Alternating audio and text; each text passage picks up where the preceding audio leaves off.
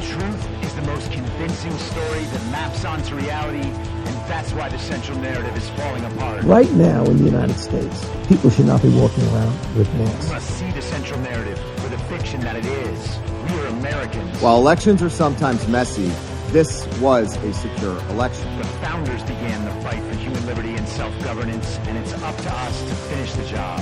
I'll tell you what, we are in a truth emergency right now. This is the end game.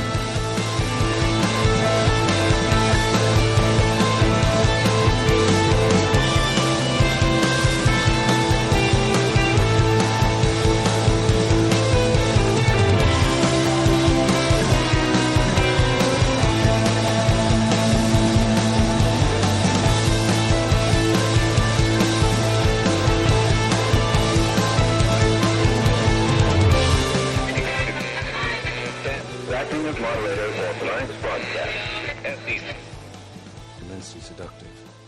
Quite sure he's right. Obsessionally neurotic.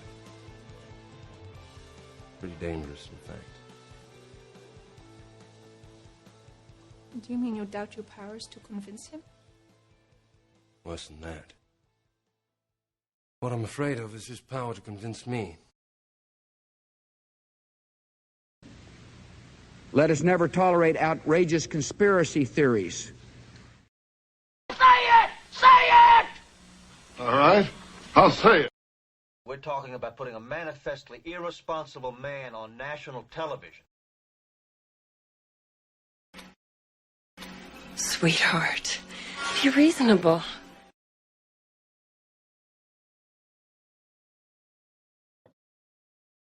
All right, it is Monday, February 3rd, 2025, the 15th day of the Golden Age. Here we are again in the Golden Age. And I mean, I got to be honest, it is pretty golden so far. I can't believe how many things that Donald Trump is doing. Every day there are so many things. I don't think that there is any way that I am going to be able to keep up with all of those things, even with 3 hours, even with 3-hour shows. There's just so many things. It's crazy how many things there are. And he's doing it all on his own. And we're going to talk about many of those things that he's doing today. But the important thing to know is that he's done these things already. These are things that we've been talking about for years that we could see happening in the lead up to the fake election last fall. Now they are being implemented and they are being rolled out in attention-grabbing news stories and through various characters from the television show that are now publicly on Donald Trump's side. They're part of the fantasy team, or they are public communicators who are now on the fantasy team. But also people like Marco Rubio, the senator from Florida, who is now the Secretary of State. A lot of these deals that have been made from the first Trump term developed over the last 4 years during this pause and are now gaining public recognition as American policy. They're being rolled out fast and furious, and it's a lot of fun. It's a lot of fun. Donald Trump has the bully pulpit now being publicly recognized as president once again. Whatever his status was the last 4 years, he was always very good at getting attention and very good at communicating with the American people and getting the American people on his side. But he didn't have that last credential. He wasn't called by many people, most people, nearly all people, the president of the United States of America. And many people dismissed him. Everyone in the Uniparty left and Uniparty right, all the neocons, the Ron DeSantis supporters, the Nikki Haley people, all the Maha people, everyone on the quote unquote left, all of those people dismissed Donald Trump because they had determined that while they might be awake enough to oppose rampant illegal migrant crime, illegal alien crime, and while they might be based and red-pilled enough to speak out against the whole transgender LGBT thing and various other brands of wokeness, the race stuff, etc.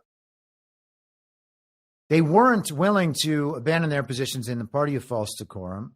And so to signal to their fellow party members, they would,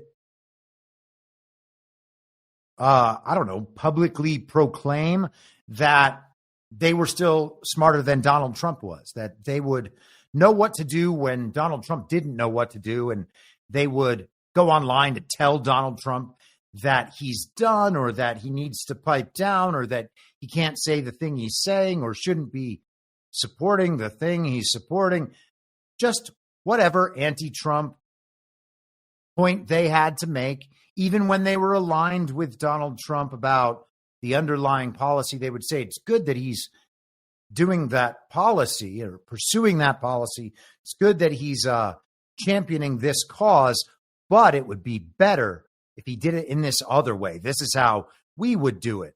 We neocons, we Daily Weimars, we Republican establishment types, we Ron DeSantis supporters. They always knew how Donald Trump was wrong, and that was how they signaled to the rest of the members of the party of false decorum, because even the uniparty left members of the party of false decorum could deal with them saying bad things about transformers and complaining that maybe BLM is not just a grassroots activist organization trying to save black people, or that maybe women don't get paid only 80 cents on the dollar for the same work. They could talk about illegal aliens and how if they weren't in the country, they wouldn't be killing people and bringing all the drugs in. Those are safe topics, as long as you say that Donald Trump is a Nazi, or that MAGA supporters are stupid, or that Donald Trump is, just not fit to be president because he's always creating all these problems. And so that's how it went along for many years. It went along that way in the first term, went along that way in the second term. And now that's not happening so much anymore. It still happens on the left and on the fringes, but most people are beginning to realize that actually Donald Trump was not a moron who only had 36 or 37% support from the American people.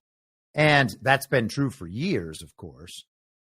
It takes some people a really long time to realize it. It took me till, the middle of the first term at least to realize that something was definitely going on there. And then in 2020, watching the news cover him every day during the very deadly pandemic, it became obvious that everything they were saying about Donald Trump and his supporters and everything they were doing was bullshit.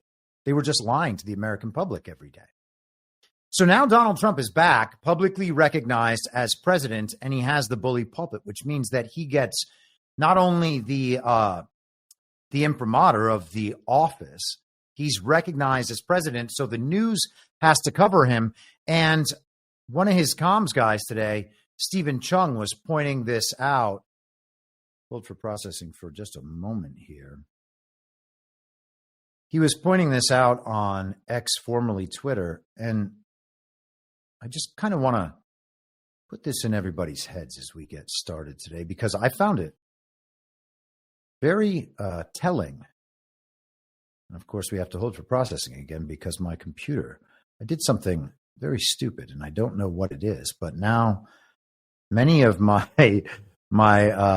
images and videos open in the wrong program and I have not fixed it yet.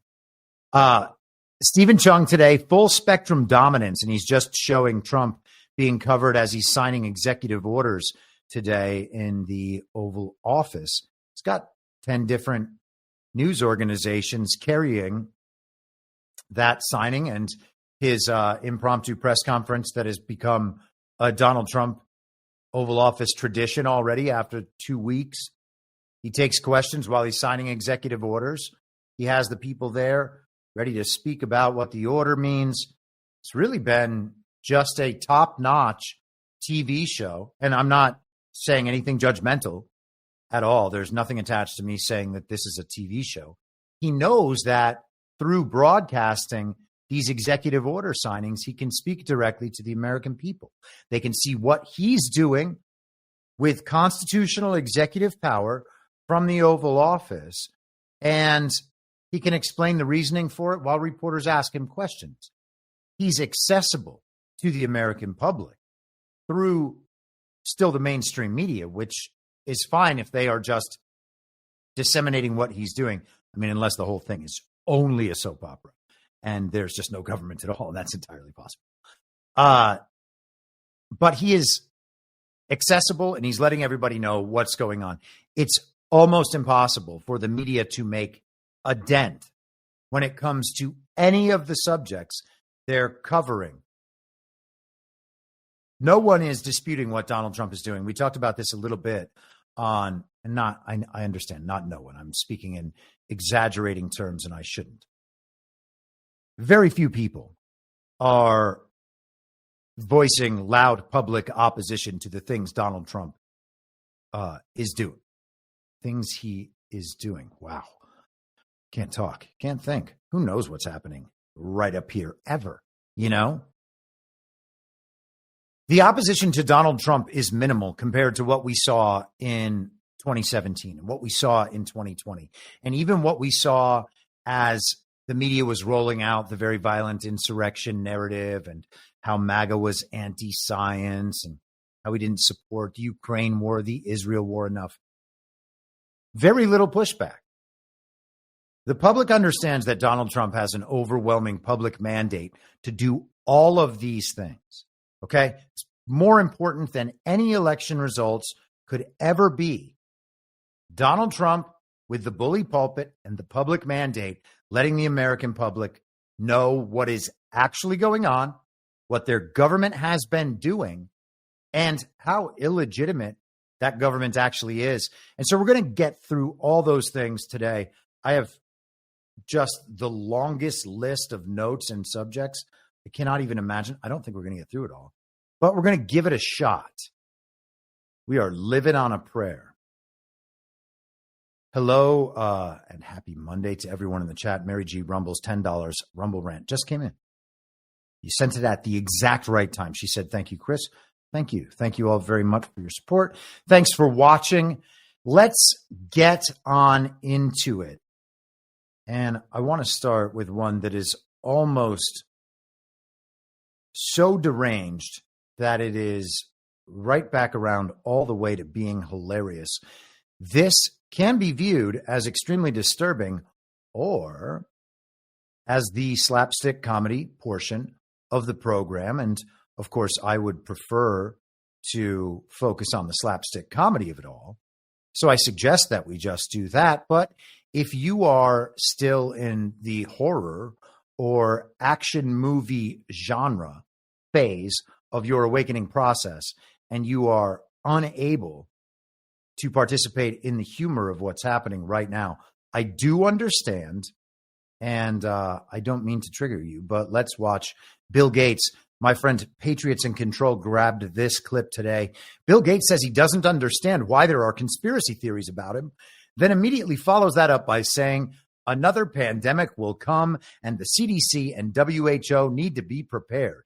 Maybe the conspiracy theories exist because the people who benefit from vaccines are always the ones predicting pandemics. I would say that my friend is correct. Let's go ahead and watch the creepiest man on earth, Bill Gates.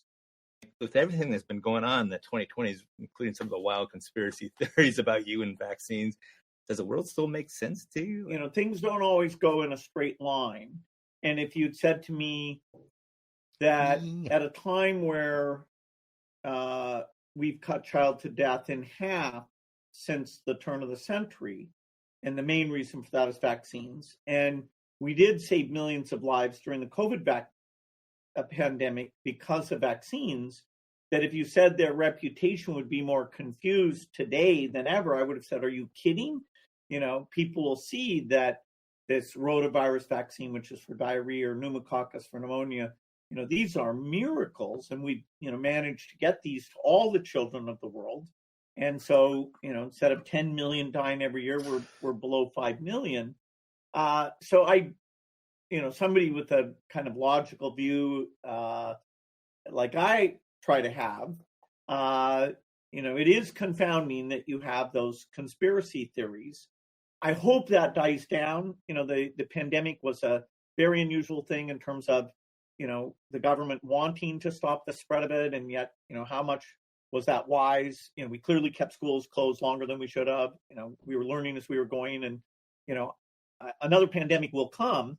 And, how smart are we going to be about, having the CDC and WHO and the tools ready to go? I'm not sure we focused on preparation. Perhaps in the years ahead, we'll get our act together. So there's another pandemic to come, and hopefully we'll have the CDC and the WHO ready to roll. They'll get everything right, just as they did the last time. Except the problem is the CDC and the WHO wouldn't still exist as part of our government. And you got to wonder what he's talking about there. Are they going to privatize themselves and just operate outside of government, as I suggested months ago?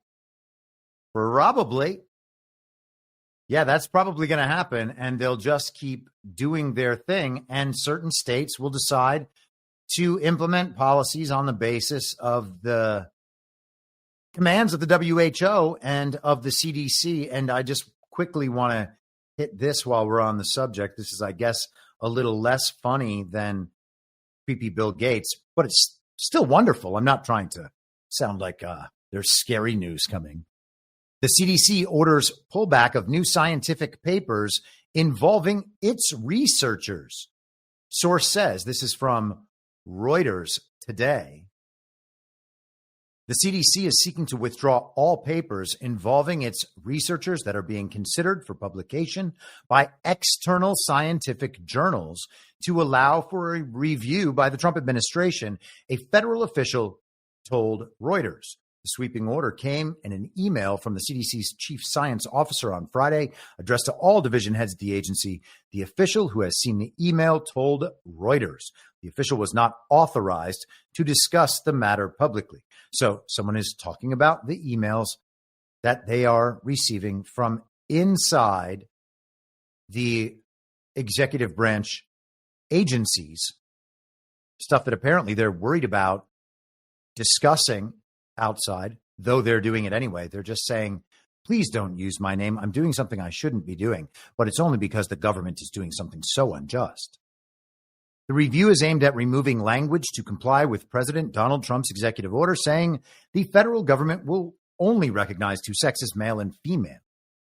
So the list of specific words targeted for removal in the communications review include gender, transgender, LGBT, and non-binary. The federal official said that such a list went out from CDC to its divisions.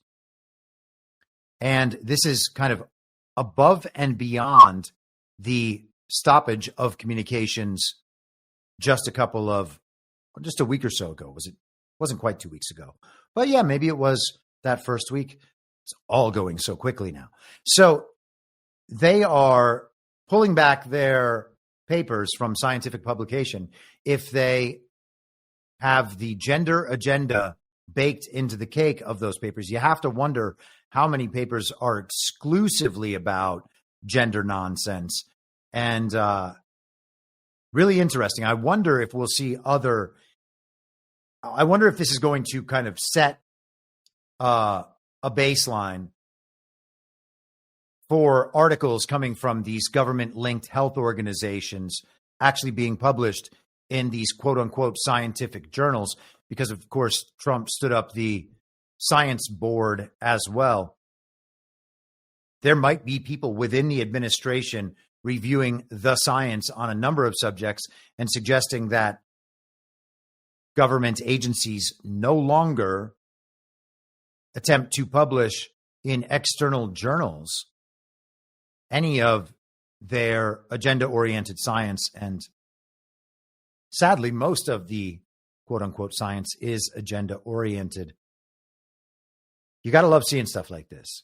It's not science, and it should not have It should not be able to carry the credentials of being authoritative, of being any sort of official story, when it is just inverted false reality nonsense, like men can be women, or that the parts don't actually dictate the sex. It's the only thing that does it. Okay. So presidential power, right there. The president is the plenary authority of the executive branch. And there was an article today in the Federalist that spends considerable time on this concept. And we don't have to go all the way through the article, but sometimes articles like this are wonderful because they put a lot of stuff together in very short form. And if you want to go out and research the topics deeply, you can. But if presidents can't control executive agencies, elections are fake. This, according to Joy Pullman. And actually, let's just take a second. We'll come back to this in just a moment. But on the topic of elections being fake, of course, we already know that they are. This is Liz Harrington today, former Trump spokesperson Liz Harrington on X, formerly Twitter. What happened to the red wave in 2022?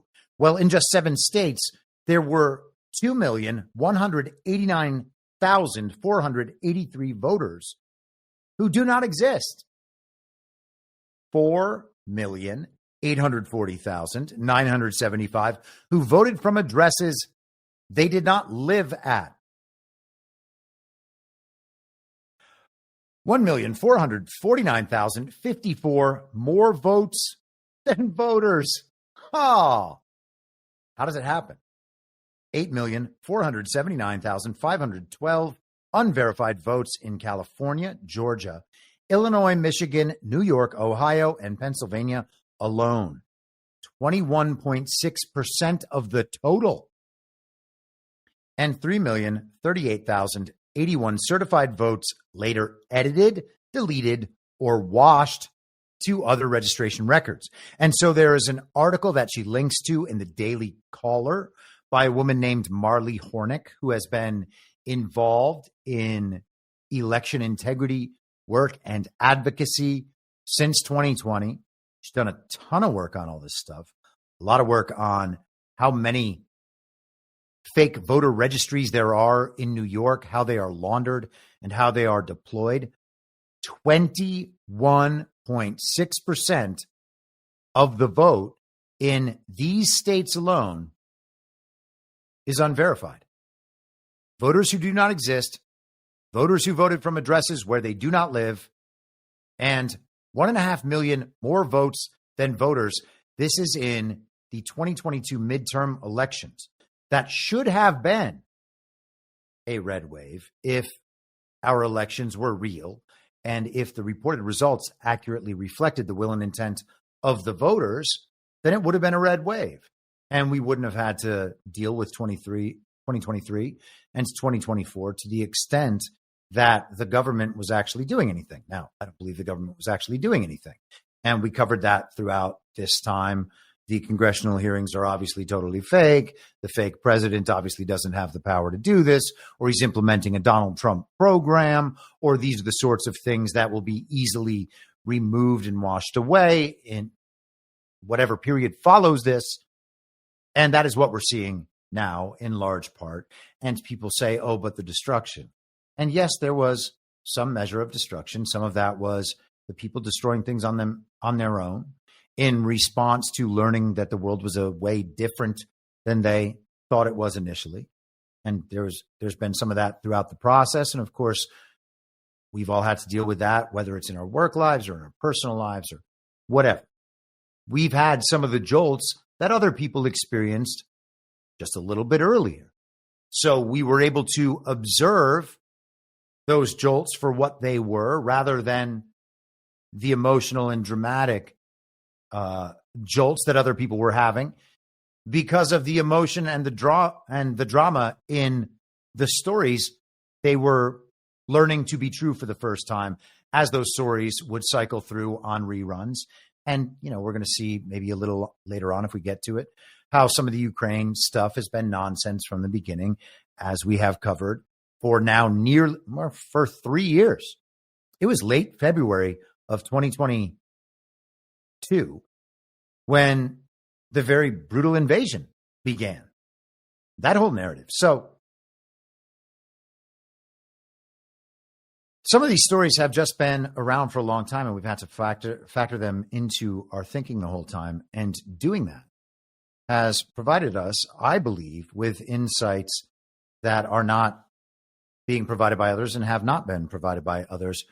Could we have skipped over a lot of the hardship of 2023 and 2024 if we had known that elections were totally fake and if the public had understood that in 2020 or in 2022? Did it have to be this way? Maybe it did, so that everybody could see how it was. But a lot of the devastation that we've observed, or more accurately been told about over the last few years, is on a story level, a narrative level, that is not fully representative of what it is at an actual level, which is not to deny that there's any actual. There's always some actual. Well, not always, but often some actual. But it's nonetheless represented later on a timeline, as we've talked about before, or it's blown up, or it's minimized in the retelling of it. And again, a lot of these things are reruns. Okay, so let's get into some of what the article goes through. Again, if presidents can't control executive agencies, elections are fake. Elections are fake. But she's right, of course, about the executive agencies. This is, again, Joy Pullman in The Federalist. So we're just going to run quickly through this list she provides. The Trump administration sought the firing or retirements of numerous top FBI and DOJ personnel and an accounting of all FBI personnel involved in the January 6th, 2021 prosecutions. Wonderful. Directing an internal probe into the DOJ's abuse of a post-Enron obstruction statute that the Supreme Court said the department used unlawfully to imprison right-leaning Capitol protesters with the help of Constitution-hating federal judges. Indeed, and they also went after Donald Trump for the same. CIA mouthpiece Ken Delanian complained on NBC, this is probably the biggest purge in the modern history of the FBI, and we're talking about most of the senior leadership at the Bureau. So just decades of building the corrupt police state, the regime's police force at the FBI, wiped away by Donald Trump. The Office of Personnel Management and USAID, and we're going to talk about USAID a lot today, are also posing prominent test cases for how the Trump administration can reform a federal bureaucracy that has, by design, resisted elected control since its inception. So we have a federal bureaucracy in the executive branch, many of them obviously, that we're told are somehow independent from the president. They're actually providing a check on the president from within the executive branch. And we're told that that's how the founders intended. There are supposed to be all these checks on presidential power. Well, yeah, in the courts so that he can't do anything unconstitutional. And by Congress, because they're the ones who write the laws. Having executive branch agencies that the country, or that the, gosh, I cannot speak today, that the president cannot control is preposterous. And that should be obvious. The administration is considering folding USAID into the State Department and the Department of Government Efficiency, DOGE. Elon Musk claimed early Monday that Trump supports doing so as well.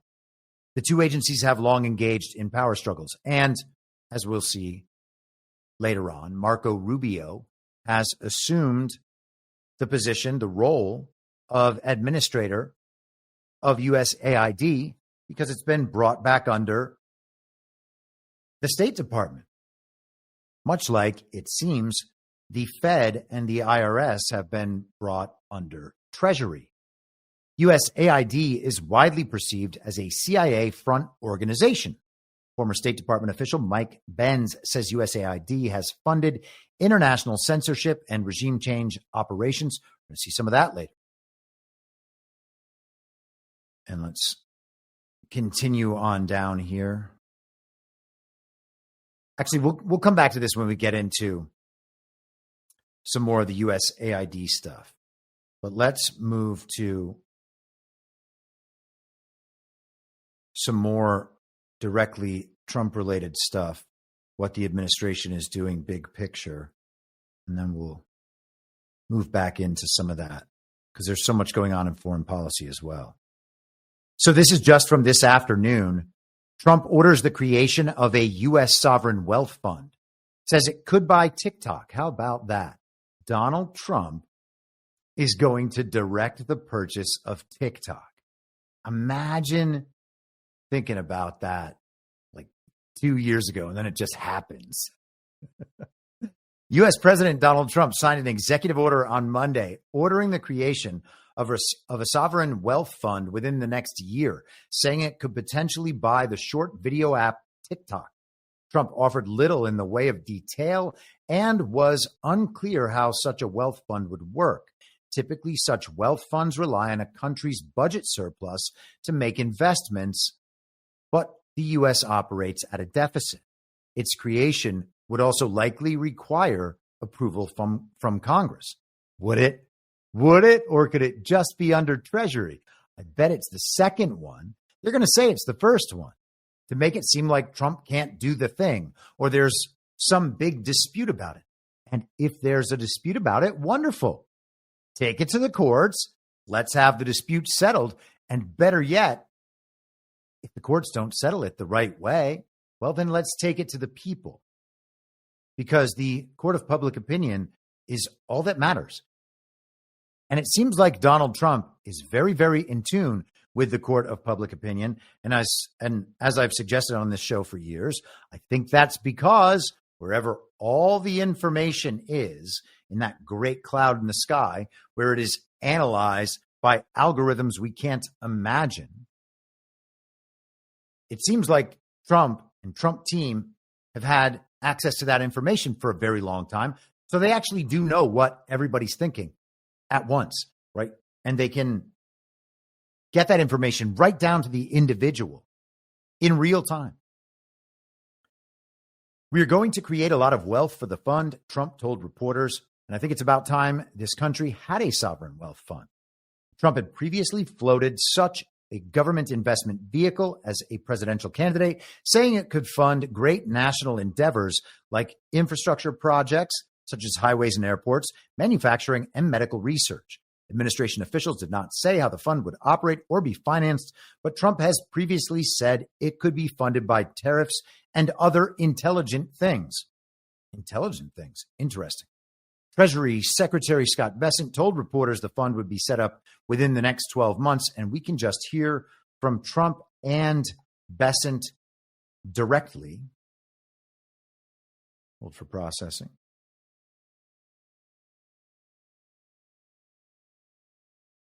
This is right on my Truth Social today.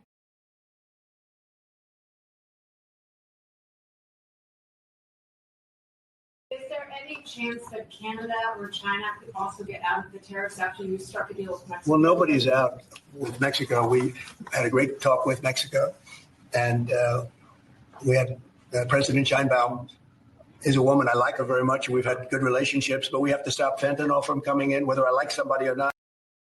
Oh, cool. So I totally mislabeled that clip, and that's the one we're going to listen to later. Crushing it today so far. Absolutely crushing it. Let's try this one.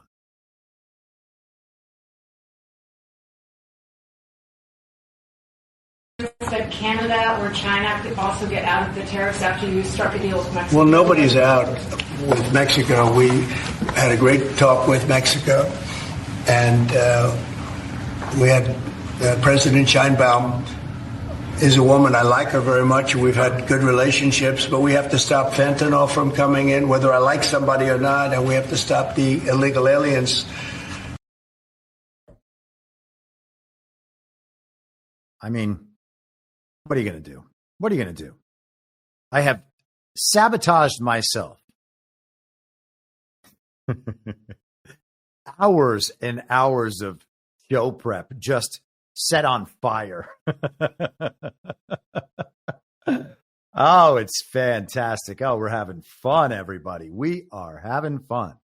Let's go ahead and actually find where Scott Bessent is, because I sure did have it before. It's a miracle.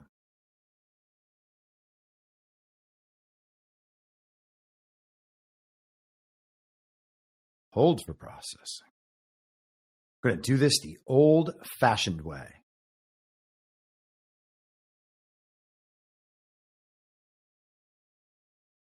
Hopefully. Where are we here?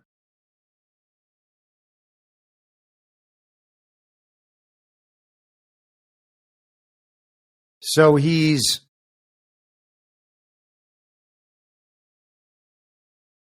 got Scott Bessent and Howard Lutnick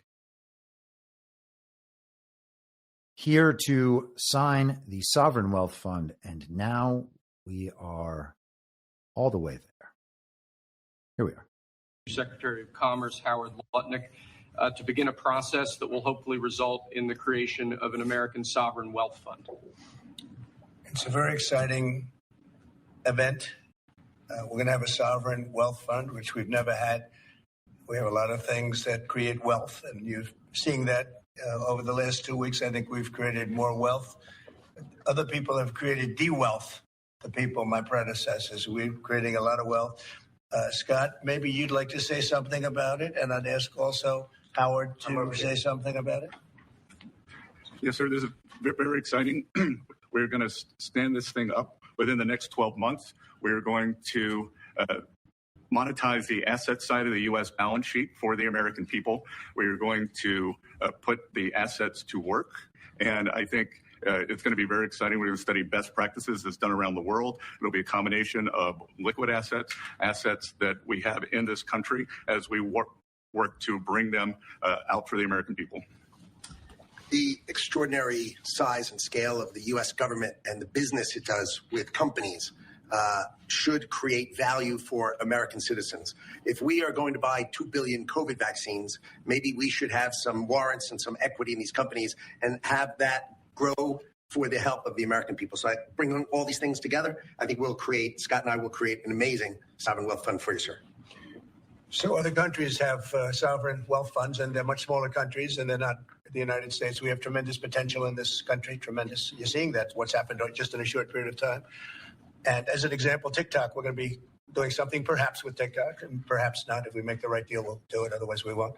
But I have the right to do that. And we might put that in the sovereign wealth fund, whatever we make, or if we do a partnership with very wealthy people. A lot of options, but we could put that as an example in the fund. And we have a lot of other things that we could put in the fund. And I think in a short period of time, we'd have one of the biggest funds. And, you know, some of them are pretty large, I must tell you. Some of the, like the Saudi Arabia fund is on the large side, but eventually we'll catch it. But we're going to create a lot of wealth for the fund. And I think it's about time that this country had a sovereign wealth fund. And these two gentlemen and some others are going to work with them very closely, and they'll be heading it up, and they're going to do a great job. Two highly respected people that have done unbelievably well in the world, in the real world. So that's. In the real world, they've done unbelievably well. I think, by the way, the size of that Saudi Arabian sovereign wealth fund is $8 trillion. So does it sound like we're going to have a debt problem in the future? A lot of people would say that Donald Trump is just full of shit. You know, the people who somehow still think that they are smarter than Donald Trump would be like, he can't do that. He's not going to have any sovereign wealth fund. Ha, ha, ha. It's going to be real. Huh. Let's see Donald Trump build a sovereign wealth fund after getting us out of $37 trillion in debt. It's going to take 3 Donald Trump lifetimes. No. As I've said many times, you cannot be $37 trillion in debt to the people you're at war with if you are the winner of that war. As soon as you win the war, you are not in debt anymore to the people you have defeated. That's just one of those rules. Let's go to Scott Bessent in the New York Times over the weekend, or at least a picture of Scott Bessent. Elon Musk's team now has full access to Treasury's payment systems. Treasury Secretary Scott Bessent gave representatives of the so-called Doge full access to the federal payment system late on Friday, according to 3 people familiar with the change, handing Elon Musk and the team he is leading a powerful tool to monitor and potentially limit government spending. The new authority follows a standoff this week with a top Treasury official who had resisted allowing Mr. Musk's lieutenants into the department's payment system, which sends out money on behalf of the entire federal government. The official, a career civil servant named David Lebrick, was put on leave and then suddenly retired on Friday after the dispute, according to people familiar with his exit. The system could give the Trump administration another mechanism to attempt to unilaterally restrict disbursement of money approved for specific purposes by Congress, a push that has faced legal roadblocks. Mr. Musk, who has been given wide latitude by President Trump to find ways to slash government spending, has recently fixated on Treasury's payment processes, criticizing the department in a social media post on Saturday for not rejecting more payments as fraudulent or improper. And so what's subtly mentioned there is this additional mechanism to give Trump this unilateral control to restrict spending that he doesn't like in the government. And we have been told that he doesn't actually have the ability to do that, but of course he does. And this will ultimately be one of the ways that we are led to a legal challenge and a challenge in the court of public opinion over the Impoundment Act of 1974. I'm not sure if I played this clip on the podcast a couple months back, but Russ Vought appeared on Tucker Carlson's show for a long interview, a very informative interview. But one of the most interesting parts was this segment. I think it was about 40 minutes into the podcast, and he discussed different ways that things needed to change within the executive branch to get the government back under control. So part one was that he wanted the idea of independent agencies within the executive branch to just be done away with. It's nonsense. It's not constitutional. It's not how the thing actually works. They keep the illusion of independence so that if an anti-regime president ever leads the executive branch, their independence is what gives them the cover in the court of public opinion, and they believe legally, although not really, to subvert the president and to subvert the will of the people when they give an anti-regime president a public mandate like this. These things have been built into the system to deal with the possibility that someone like Donald Trump might arise. And skipping over the second for a moment, the third was to make the employees of the federal government fireable again. And so we're going to see all of these things actually in today's episode. But I want to focus right now on the impoundment part of the Russ Vought presentation. So this was the second part of 3 that he gave to Tucker Carlson. Check this out. This is about 3 minutes long, by the way. But I think the whole thing is worth it. Is, I think, first and foremost. Number 2, bring back the notion of impoundment. And this is something that... Of what? Of impoundment. The ability to not spend money. For 200 years, presidents had the ability to not spend a congressional appropriation. That has always been the constitutional system. It had been brought, it had been a paradigm that had been brought from the UK and how we understood. The constitutional principle is certainly power of the purse means that Congress gets to set the ceiling. You can't spend without a congressional appropriation, but you weren't ever meant to be forced to spend it, and it has become a floor. So 200 years, presidents are using impoundment. They get money for something. The president says, I don't think it's a good idea, or I certainly can do it better, or I have events that are happening overseas that cause me not to want to spend on the gunboat when I want to get some treaty done. All manner of executive decision-making that would be a part of that. In the 1970s, at the lowest moment of the presidency, Congress steps in, and to some extent the courts, and they passed the Impoundment Control Act, which was really the Impoundment Elimination Act. And from that moment, they had destroyed separation of powers on spending, on fiscal issues. But it was beyond that. It wasn't just about dollars and cents. It was about control of the bureaucracy. So that law effectively meant the executive branch, the president's agencies, have to spend every dollar they're sent by the Congress. Correct. And I believe, as a budget guy, that was the original sin on why we can't do anything fiscally from that moment on. It's also why we get omnibus bills, because if I only need you to get your signature and I lose all of my ability to, throughout the rest of the fiscal year, to push and pull and not spend and make different decisions, I just got to get your one signature. So I'm going to put everything in that one bill, right, thousands of pages, and I'm going to push it through at the hardest time for you politically. You might have some diplomatic visit that you're going on. Yeah, totally. And so impoundment is vitally important, not just to save the country fiscally. It is vitally important to be able to wrest control of the bureaucracy, because when you combine Congress giving the agencies vast authority to interpret the laws that they passed, overly broad, make law essentially that has no repercussions on the people who voted it, right? They don't have to vote on what the right blend is for ethanol. That's right. And then you say that your funding is going for Congress, and the president has no ability. Sorry, Mr. President, you don't have to get, that's illegal. You can't turn off my funding. Now Imperial Congress still exists, just a lot more subtle. So that's number 2, bringing back impoundment. Number 3 is dramatically going at restoring at-will employment as far as you can. So there you have it.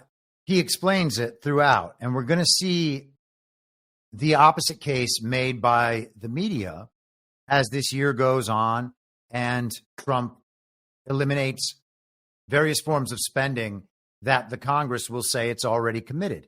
The idea then being that the regimes, the uniparty's representatives in Congress and the Senate can force the executive branch to keep programs running and spending all this money, even if the president doesn't want to, which of course would mean then that the president can't eliminate those agencies or organizations, or even the spending commitments to non-governmental organizations and the rest of it. I should mention, by the way, we were talking about the Sovereign Wealth Fund.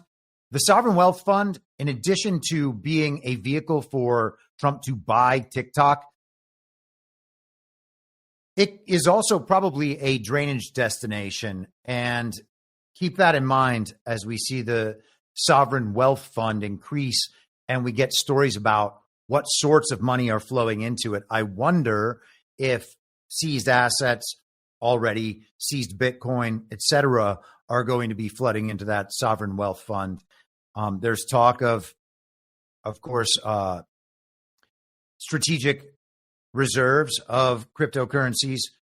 Strategic stockpile is how Jason Lowery in Soft War refers to what the U.S. government should be doing as far as acquiring Bitcoin. In the future, that sovereign wealth fund is going to become really interesting.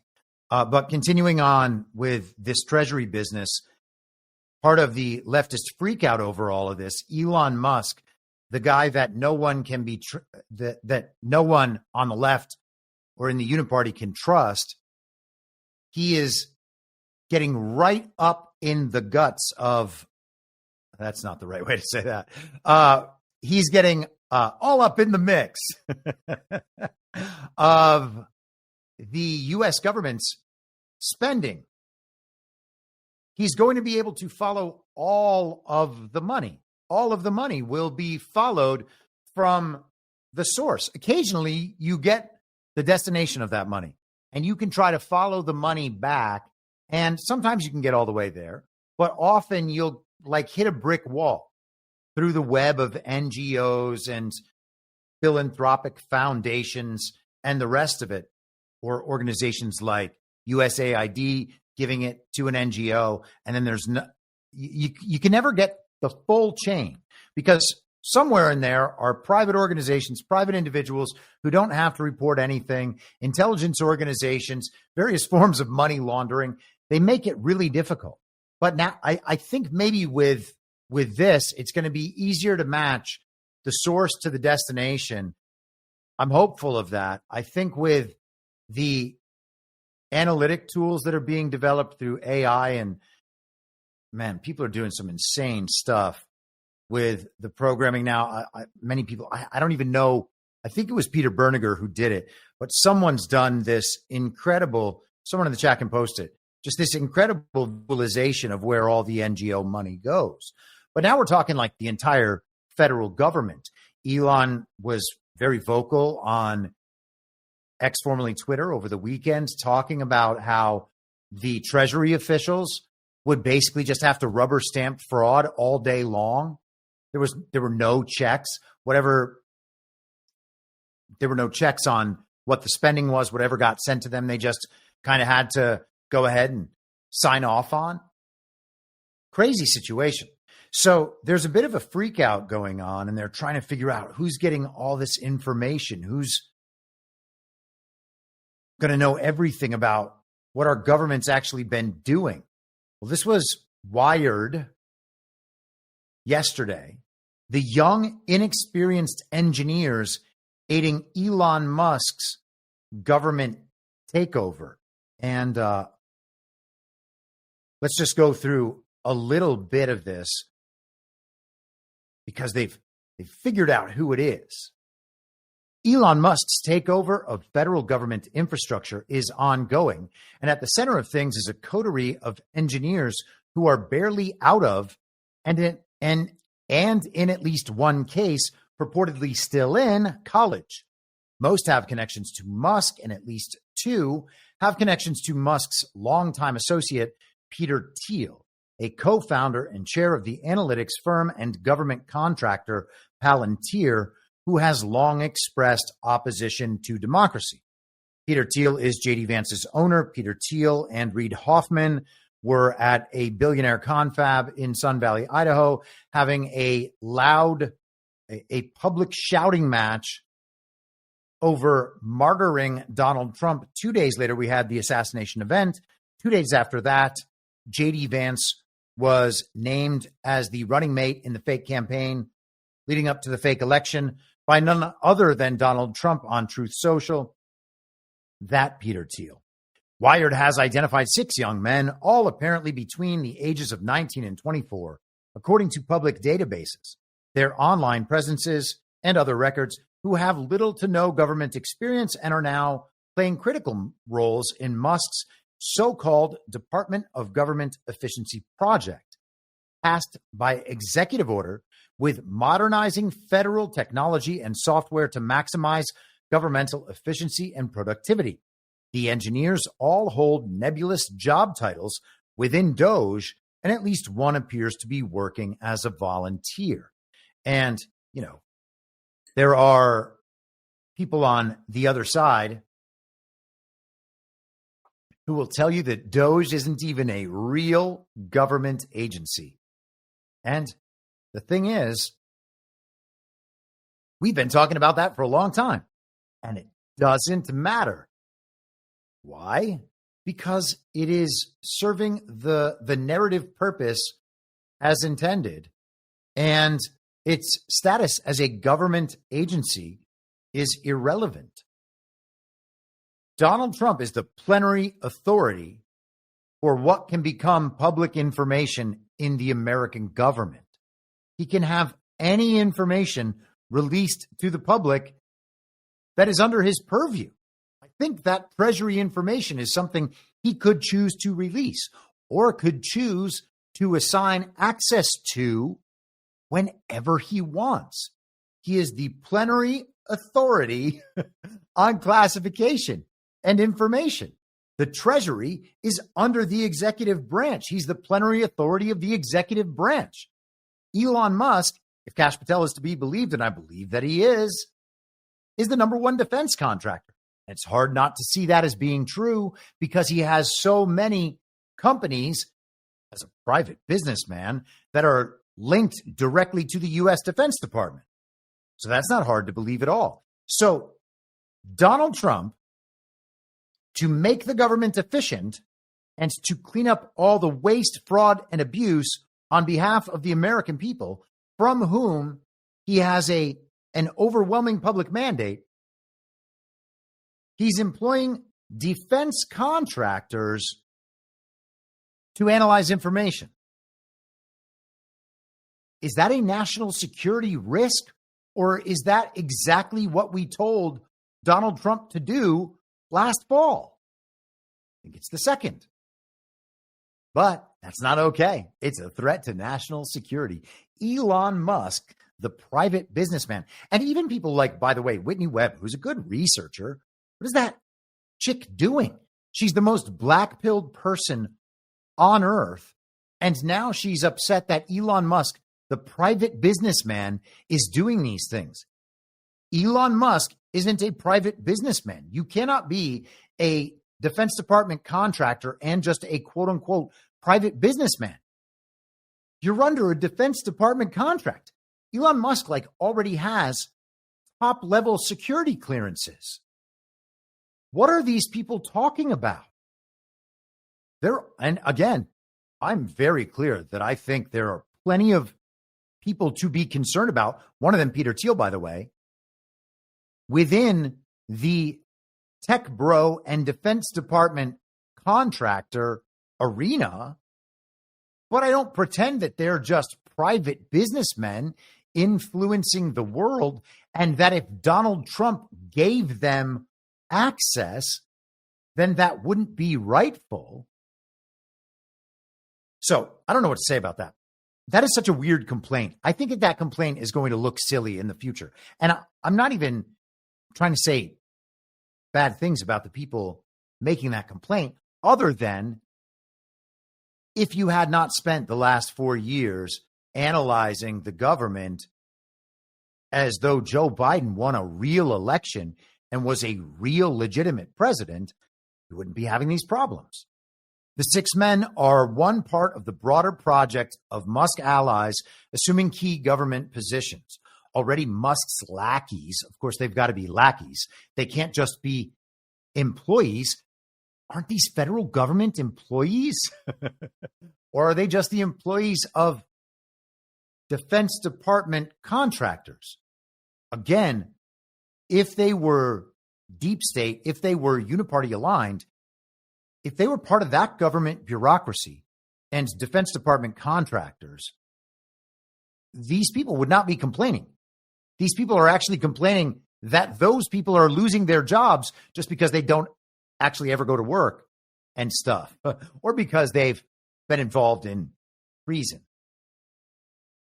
Already Musk's lackeys, including more senior staff from XAI, Tesla, and The Boring Company, have taken control of the Office of Personnel Management and General Services Administration and have gained access to the Treasury Department's payment system, potentially allowing him access to a vast range of sensitive information about tens of millions of citizens, businesses, and more. On Sunday, CNN reported that DOJ personnel attempted to improperly access classified information and security systems at the U.S. Agency for International Development, and that top USAID security officials who thwarted the attempt were subsequently put on leave. The Associated Press reported that DOJ personnel has indeed accessed classified material. Okay, so there were government employees, or more accurately, employees of an extra-governmental organization like USAID, who were trying to stop the president's appointed representative to do this exact job under the purview of the president with information over which the president is the plenary authority, those employees lost their jobs, and that's supposed to be a scandal. Amazing, isn't it? And I don't know, this story and these young employees, it sounds like there's the hook in that story, and that the hook is that these employees are so young and so inexperienced. It's kind of funny. It's a good way to get a story like this to go really wide. And I love it when that happens, because underlying this is the point that Donald Trump actually can have all this information. And if it's between Trump and the deep state, the American public is totally okay with Donald Trump having this information instead. Again, the lack of forceful blowback is proof of the public mandate. Better proof than any election result reported through Edison reporting could ever give to us. Let us continue.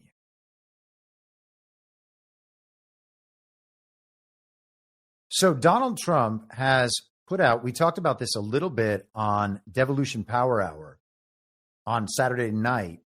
He's put out an executive order on collective bargaining agreements for public sector unions, federal employee unions, limiting lame duck collective bargaining agreements that improperly attempt to constrain the new president. Here we are. I forgot to share my screen. In the final days of the prior administration's tenure, it purposefully finalized collective bargaining agreements with federal employees in an effort to harm my administration by extending its wasteful and failing policies beyond its time in office.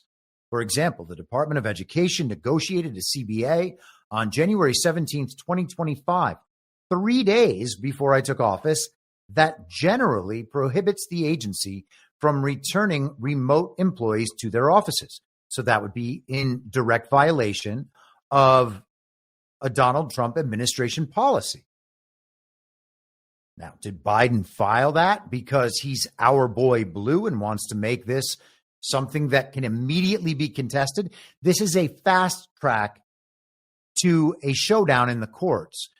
Is this part of a Mark Elias lawfare, Norm Eisen strategy to tie the Trump administration's hands on the enforcement of any of this because it'll get held up in the courts? Maybe. It could be coming from either side. Regardless, I'll take it. I like stuff like this. This bothers people when there's a court challenge and then the court has a stay. That's okay. Let it rerun through. Let's get the ultimate decision. You don't have to get mad at this or that judge. We want the decisions from the highest possible place. Maybe there's some legitimacy at the Supreme Court. Let's find out. The fact that we're starting to see election fraud reporting might indicate maybe something's starting to simmer with that issue. But let's find out about the legitimacy of the courts. Let's challenge this 3-day-old Biden executive action, or I should say negotiation, this collective bargaining, as something that is obviously looking to tie the next president's hands. Such last-minute lame duck CBAs, which purport to bind a new president to his predecessor's policies, run counter to America's system of democratic self-government. CBAs quickly negotiated to include extreme policies on the eve of a new administration are purposefully designed to circumvent the will of the people and our democracy, little d, and not that our democracy that we hear about from the globalists. Such CBAs inhibit the president's authority to manage the executive branch by tying his hands with inefficient and ineffective practices. The Supreme Court has explained that a president cannot choose to bind his successors by diminishing their powers. So he's saying there's already Supreme Court precedent for this. Therefore, it is the policy of the executive branch that CBAs executed in the 30 days prior to the inauguration of a new president and that purport to remain in effect despite the inauguration of a new president and administration shall not be approved. Okay, so he's saying whatever was negotiated collectively between the fake president, the former president, and the public sector unions doesn't count. Sorry, none of this is going to bind our government. And that's the only way it could ever possibly be. Now, there shouldn't be public sector unions. Public sector unions, whether they're at the federal level or at the state level, however much they might get decent health care for their employees. And I get that that's an important thing, although that model is going to change too. So it'll be a less important thing. But no matter how many of those things they purport to have won for the employees, what they're really doing is implementing an agenda and making employees dependent, even more dependent on the government. It is the government negotiating against itself to push their agenda. And as with all unions, in my opinion, at this point, it's hard to see them any other way. It seems as though they represent the ownership and advertise to the people they're purported to represent the agenda of the ownership, which would in this case be the government. And that's how it's gone. So Trump is invalidating the agreements that were struck by the fake president, Joe Biden. And as we discussed on Saturday night, it seems as though, so last week we didn't talk at length about the funding freeze or the memo that went out to federal employees offering for them to resign and cease work and still get paid for 8 more months till September, the end of the fiscal year. That's a very interesting policy that'll probably cause a lot of people who are highly motivated to join the public sector and just get into a different line of work, to get out there and hit the ground running right now, while knowing that they are financially sound for the next 8 months, courtesy of the federal government. But the unions are trying to talk the federal employees into staying in their jobs, because if they don't do that, then the union doesn't really have any leverage against the Trump administration anymore. And so we were taking a look at this article from CNN, Federal Employees Confused and Angered by Trump's Offer to Quit. This is from Saturday, February 1st. Across the United States, multiple federal workers who spoke with CNN said they weren't willing to sacrifice benefits beyond their salaries, including health and retirement benefits and student loan forgiveness, not to mention careers. They requested their names not be used for fear of retaliation. So they build up the idea that these workers are really scared about how their life is going to go. Federal workers' unions quickly lashed out at the deferred resignation offer, stressing that it was not a buyout and that the administration might not be able to follow through on it. Employees should not take the program at face value. The Federation of Government Employees, the American Federation, quote unquote American, the largest federal workforce union, told members about the offer in an FAQ on Wednesday, a frequently asked questions document. The communications from the Office of Personnel Management are, quote, riddled with inconsistencies and uncertainties. It is also unclear whether OPM has the legal authority to support the program or its alleged benefits, and the eligibility criteria are vague. So they are telling their employees flat out, the federal government actually might not be able to do this for you. The union warned that the offer contains no guarantees that employees whose resignations are accepted will receive the benefits that the program purports to offer, and noted that the federal government is only funded through mid-March, so the Trump administration cannot make payment promises beyond then until Congress passes a spending bill. So they're worried that the government might get shut down, and all these people who accepted that they would resign and have this money to live on, well, they're going to be screwed. That's very unfortunate if that happens, but that's kind of the state that everybody exists in all the time. If something bad happens and you're on vacation or enjoying your 8 months of not working, you don't really have the option to just say, oh, come on, you can't do that. But that's what they're attempting to do.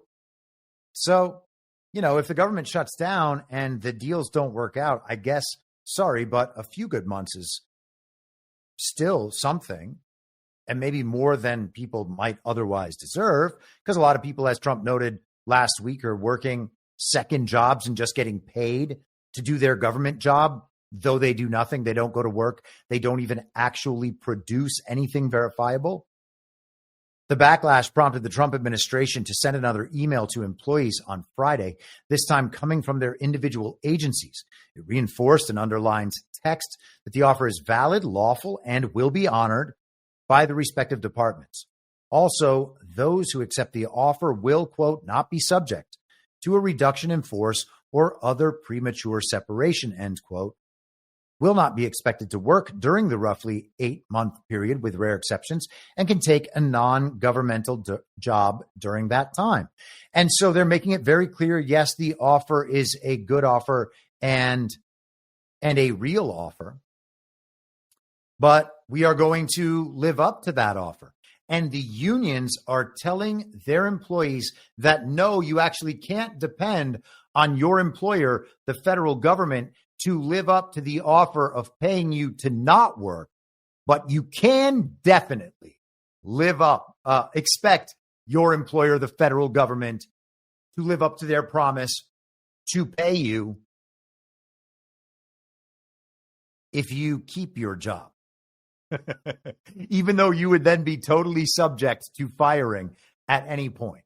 And they know that, and that's kind of the subtle subtext of the federal government's response.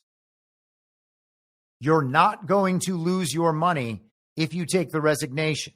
If you refuse to take the resignation, then all bets are off. And of course, that's how it should be. The unions, though, are obviously not looking out for their employees, okay? In one scenario, they're definitely going to get that money for 8 months, and they have to find something else to do with their lives. But they're definitely going to get that money for 8 months, and everything's going to be good. The union tells them the opposite thing, promising that they can somehow dictate what the federal government is going to do, despite the federal government telling them we're going to do this by the guy who says what he's going to do and does what he says what he's going to do. Apologies.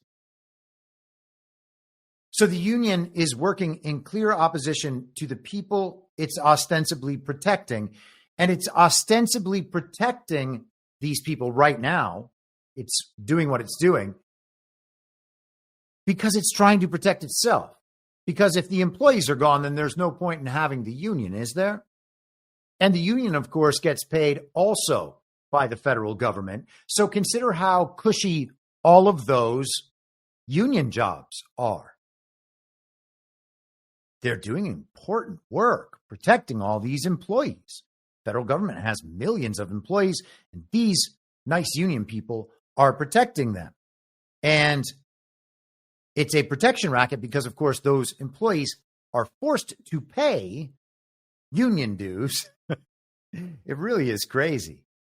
And, of course, because they know who their employer is and they know who's protecting them, the unions then also have an easy time of making all of these people loudly and proudly, quote unquote, vote for uniparty, regime-oriented candidates up and down the ballot. And so the federal government remains in place. It is just a cycle. Each bit, it is a government human centipede. Don't look it up. Don't look it up. I promise, I'm telling you, don't look it up. And while we're on themes like that, tomorrow evening Oh, wow. There's a troll alert in the chat. Tomorrow evening, Burning Bright and I will be discussing the movie The Master, directed by Paul Thomas Anderson. It's a very interesting movie. It's also quite debauched, far more so than I remember. So if you are signing up to watch that, be warned in advance and understand that a part of me apologizes. It's not like a major apology or anything, but a part of me apologizes. I didn't mean to do that. I don't think anybody will be scarred beyond repair, but I didn't mean to do it. And that's sometimes what's important. So public sector unions might themselves end up being challenged or at least exposed.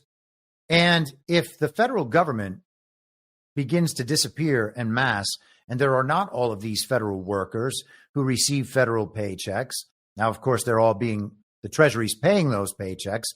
Elon Musk and Doge now have access to all of that information, who the federal government is paying. What happens when we find out, and I do think we will find this out, and I wonder if it's how we find out this aspect of our elections.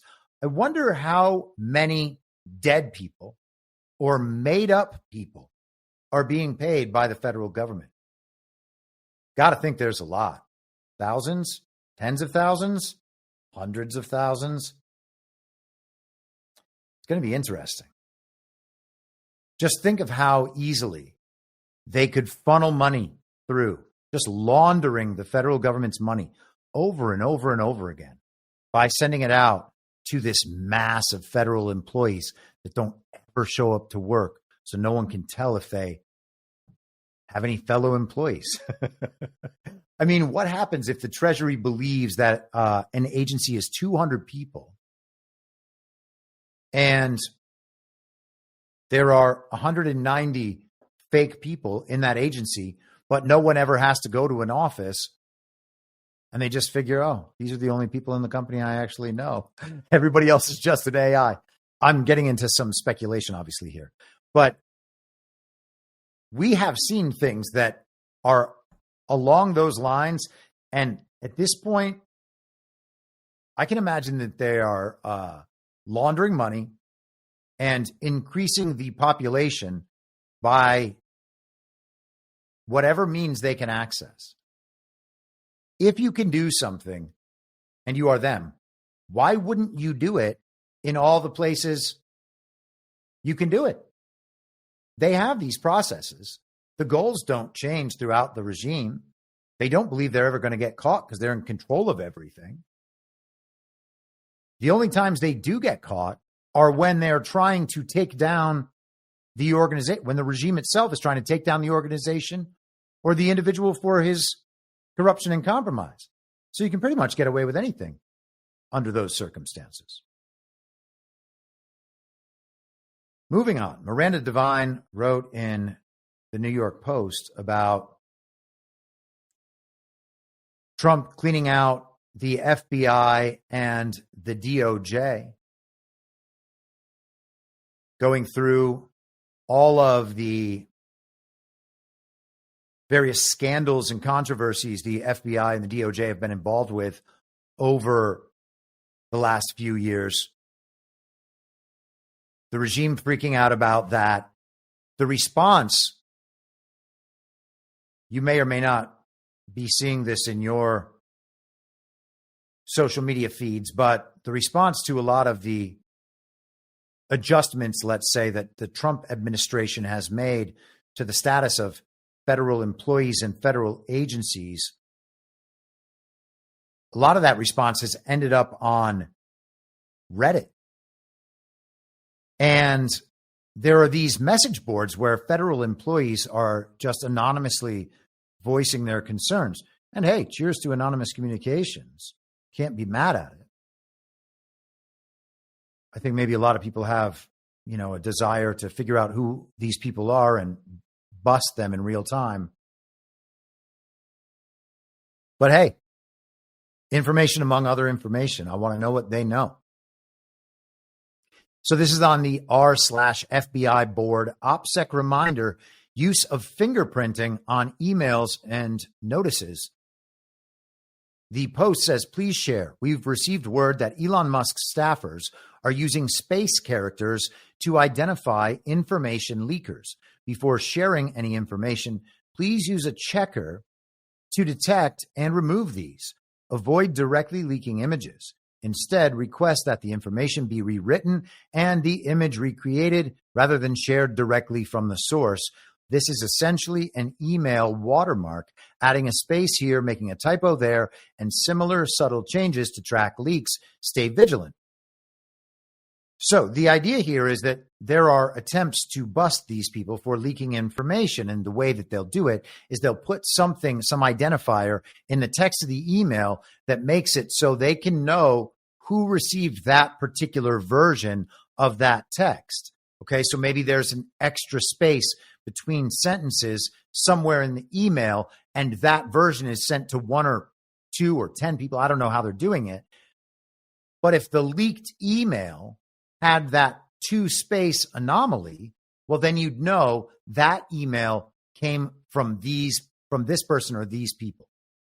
So they are actively, there's like, again, and we're going to see some of this on Hindsight 2017 tonight, but there is once again an active effort within the federal government to directly subvert the changes being made by the president, who again is the plenary authority of the executive branch. The president, what he says for the executive branch, that's what goes. That's how the Constitution intended things to be. And again, if they have a problem with this, perhaps they should strip the size of government down to the way the Constitution intended it would be, which gives the president far less authority. And then he wouldn't be able to weigh in on what the agencies were doing, because there wouldn't be any agencies.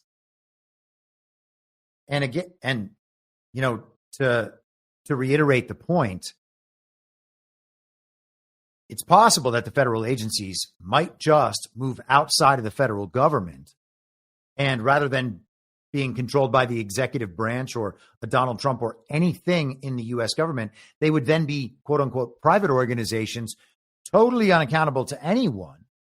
And then the people would actually have to tell their governors or whatever state agencies, hey, we're actually not okay with this. And so this process, as we're going through it with Donald Trump, it's going to have to be repeated at the state level, probably, because Donald Trump can reduce the power of the federal government, but the extent to which he's going to be able to do stuff in states is going to be questionable. And that's going to be an issue to be adjudicated in the future. But these organizations moving outside the federal government is probably going to be a way of the future. And they'll have levels of control where Donald Trump's not going to be able to say, you can't do this, you can't do this. You know, if the WHO or the CDC is outside of the federal government, they're not going to have anyone contesting the information they put out. And if states are going to go along with it because they're the expert agencies, trust the science, I guess we'll see. And again, you got to be game for that too. The red states and the blue states, are they going to have different policies? Are we going to see a lot of red states go along with the blue states? Maybe the difference there, maybe people will actually start paying attention to that in ways that they didn't in 2020, when some states weren't going along with any of it and others were doing whatever the CDC and the WHO and the FDA and the rest of it would say. Hey, everybody, very safe, very effective. Now, on Morning Joe this morning, Morning Joe and Morning Mika hosted Rahm Emanuel. Rahm Emanuel was Barack Obama's chief of staff. He was the fake president Joe Biden's ambassador to Japan. And he has two brothers, Ezekiel. Ezekiel was on Joe Biden's COVID panel and said that people should die at age 75 because that's when they basically become totally useless eaters, even more useless than they are now. They're only a drain on society. They've lived long enough. Give someone else a chance. So that's Ezekiel Emanuel. And then there's Ari Emanuel, who the character from Entourage, Ari Gold, was modeled after. Ari Emanuel owns the William Morris Endeavor Talent Agency. On their roster of talent is included most of the television characters throughout the mainstream media and the alternative mainstream media, as well as, of course, part of the Trump and Friends Super Team Power Rangers, Dana White. But this is Rahm Emanuel in the midst of a bit of a meltdown over Trump eliminating corrupt members of the FBI and DOJ. I mean, this is not a pop quiz, Joe, question, because we actually have a test case of this. Prime Minister Bibi Netanyahu will be in the Oval Office tomorrow, and he tried exactly this strategy of going after the Justice Department in Israel, going after the Shin Bet, the FBI equivalent, and it ended up with October 7th, the worst killing of Jews since the Holocaust and World War II. What? Our Boy Yoo-hoo is coming to meet with Donald Trump tomorrow. And Rahm Emanuel, by the way, their father was in the Zionist paramilitary group Irgun. So look them up. Netanyahu, Our Boy Yoo-hoo, and by that I mean he's totally under control, and that should be totally obvious and has been for a long time. He is coming to visit Donald Trump tomorrow. And Rahm Emanuel is saying that it was Netanyahu's efforts to go after the Israeli FBI, the Shin Bet, the way Trump is going after the FBI, that caused the paragliding go-kart incident. That is amazing. Is that a threat of terrorism from the man whose dad was in a terrorist organization? I know he's a very prominent member of society, and I know Israel is our closest ally and all. But that sounded like the threat of terrorism, because we were told that was Hamas. But also, there had already been an effort for over a year, well over a year, to get rid of Benjamin Netanyahu in Israel using all the same tactics that they've used to get rid of Donald Trump, including color revolutions. And so they knew for a year that the paragliding go-karts were going to attack over the most secure border in the history of the world, and it still happened anyway, and then it was blamed on Benjamin Netanyahu. But Rahm Emanuel's right here saying that all of that happened in response to Netanyahu going after the Shin Bet in the same way that Donald Trump is going after the FBI. What? Because the people going after Donald Trump right now for going after the FBI, well, it's everybody in the uniparty. Like, it's our elites. What's happening here? Are our elites and the members of the uniparty the ones doing all the terrible things to us this whole time? And they're telling us, oh, it's terrorists. What is Rahm Emanuel saying? Listen to this again. It's incredible. This is one of the most amazing things I've ever heard. And if you want to see the whole clip, Carly Bonet clipped it and put it up in her Telegram today. I'll make sure it's in mine as well. I'm not taking him out of context. This is not a pop quiz, Joe, question, because we actually have a test case of this. Prime Minister Bibi Netanyahu will be in the Oval Office tomorrow, and he tried exactly this strategy of going after the Justice Department in Israel, going after the Shin Bet, the FBI equivalent, and it ended up with October 7th, the worst killing of Jews since the Holocaust and World War II. Yeah, that's what he said. That is definitely what Rahm Emanuel, the former Obama chief of staff, just said.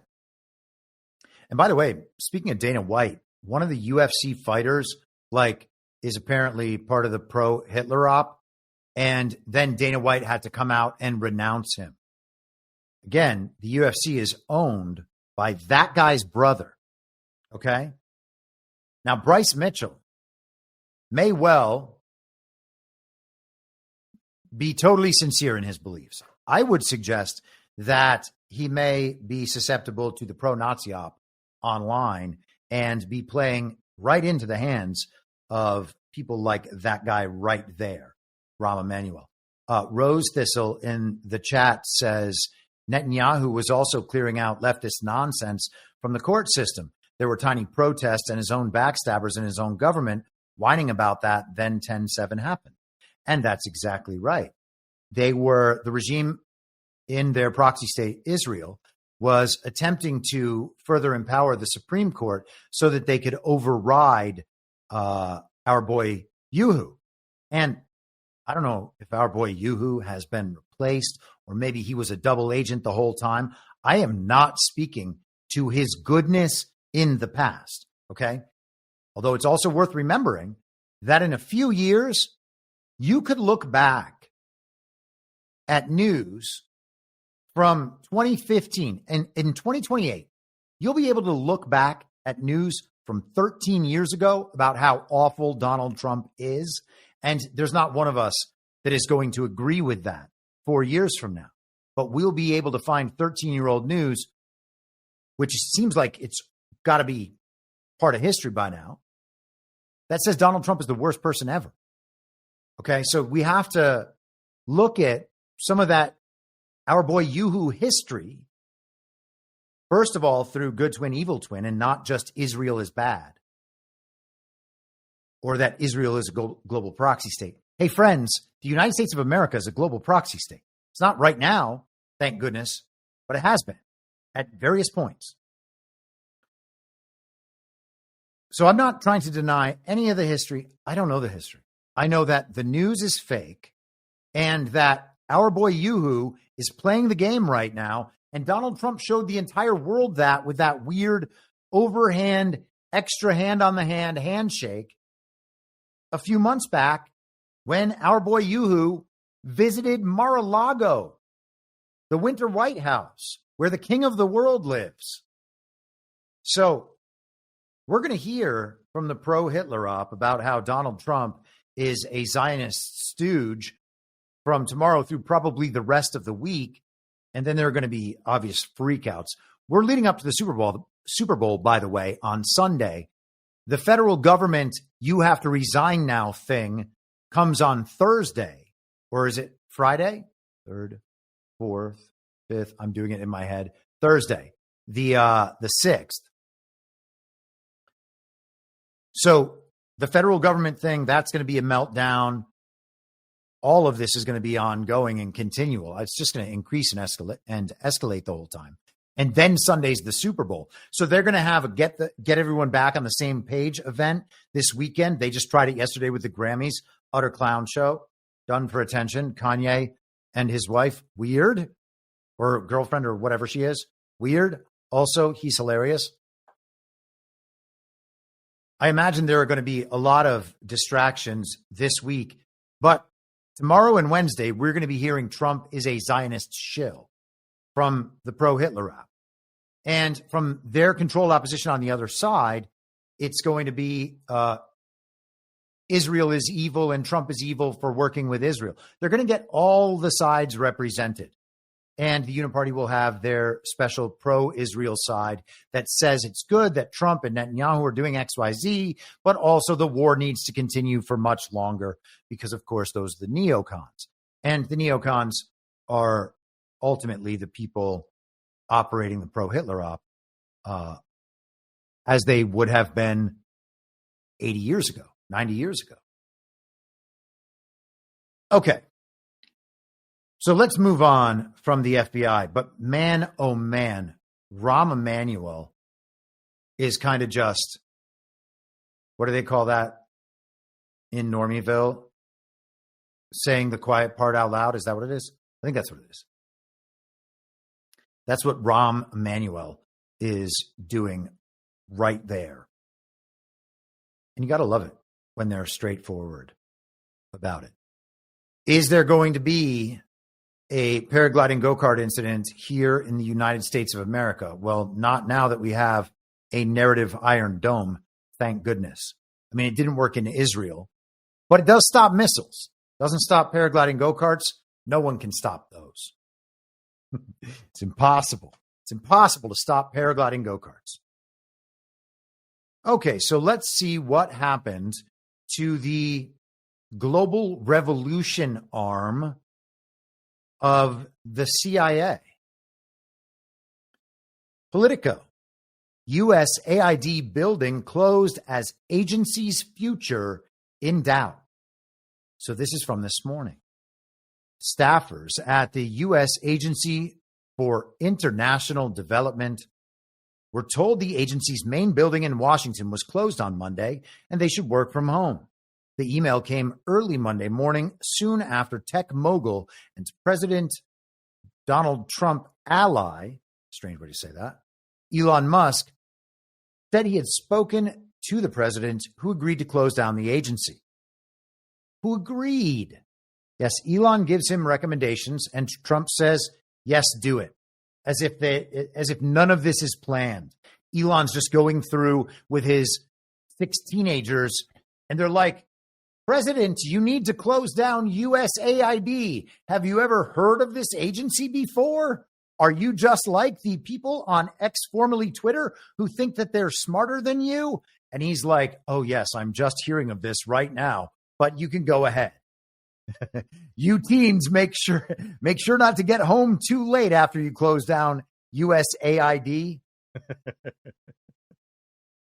Imagine Trump just needed Elon to tell him that USAID is no good. He hasn't figured it out at any point in the last, 9 years he's been doing this now? 9 years he had no idea as president and the best information on earth with advisors aplenty all the time because he's president and king of the world and a huge billionaire who has world leaders visiting his castle. But yes, Elon Musk and Doge figured it out. Just like Elon bought Twitter. It's insulting. At some point, people should be insulted by the news they receive.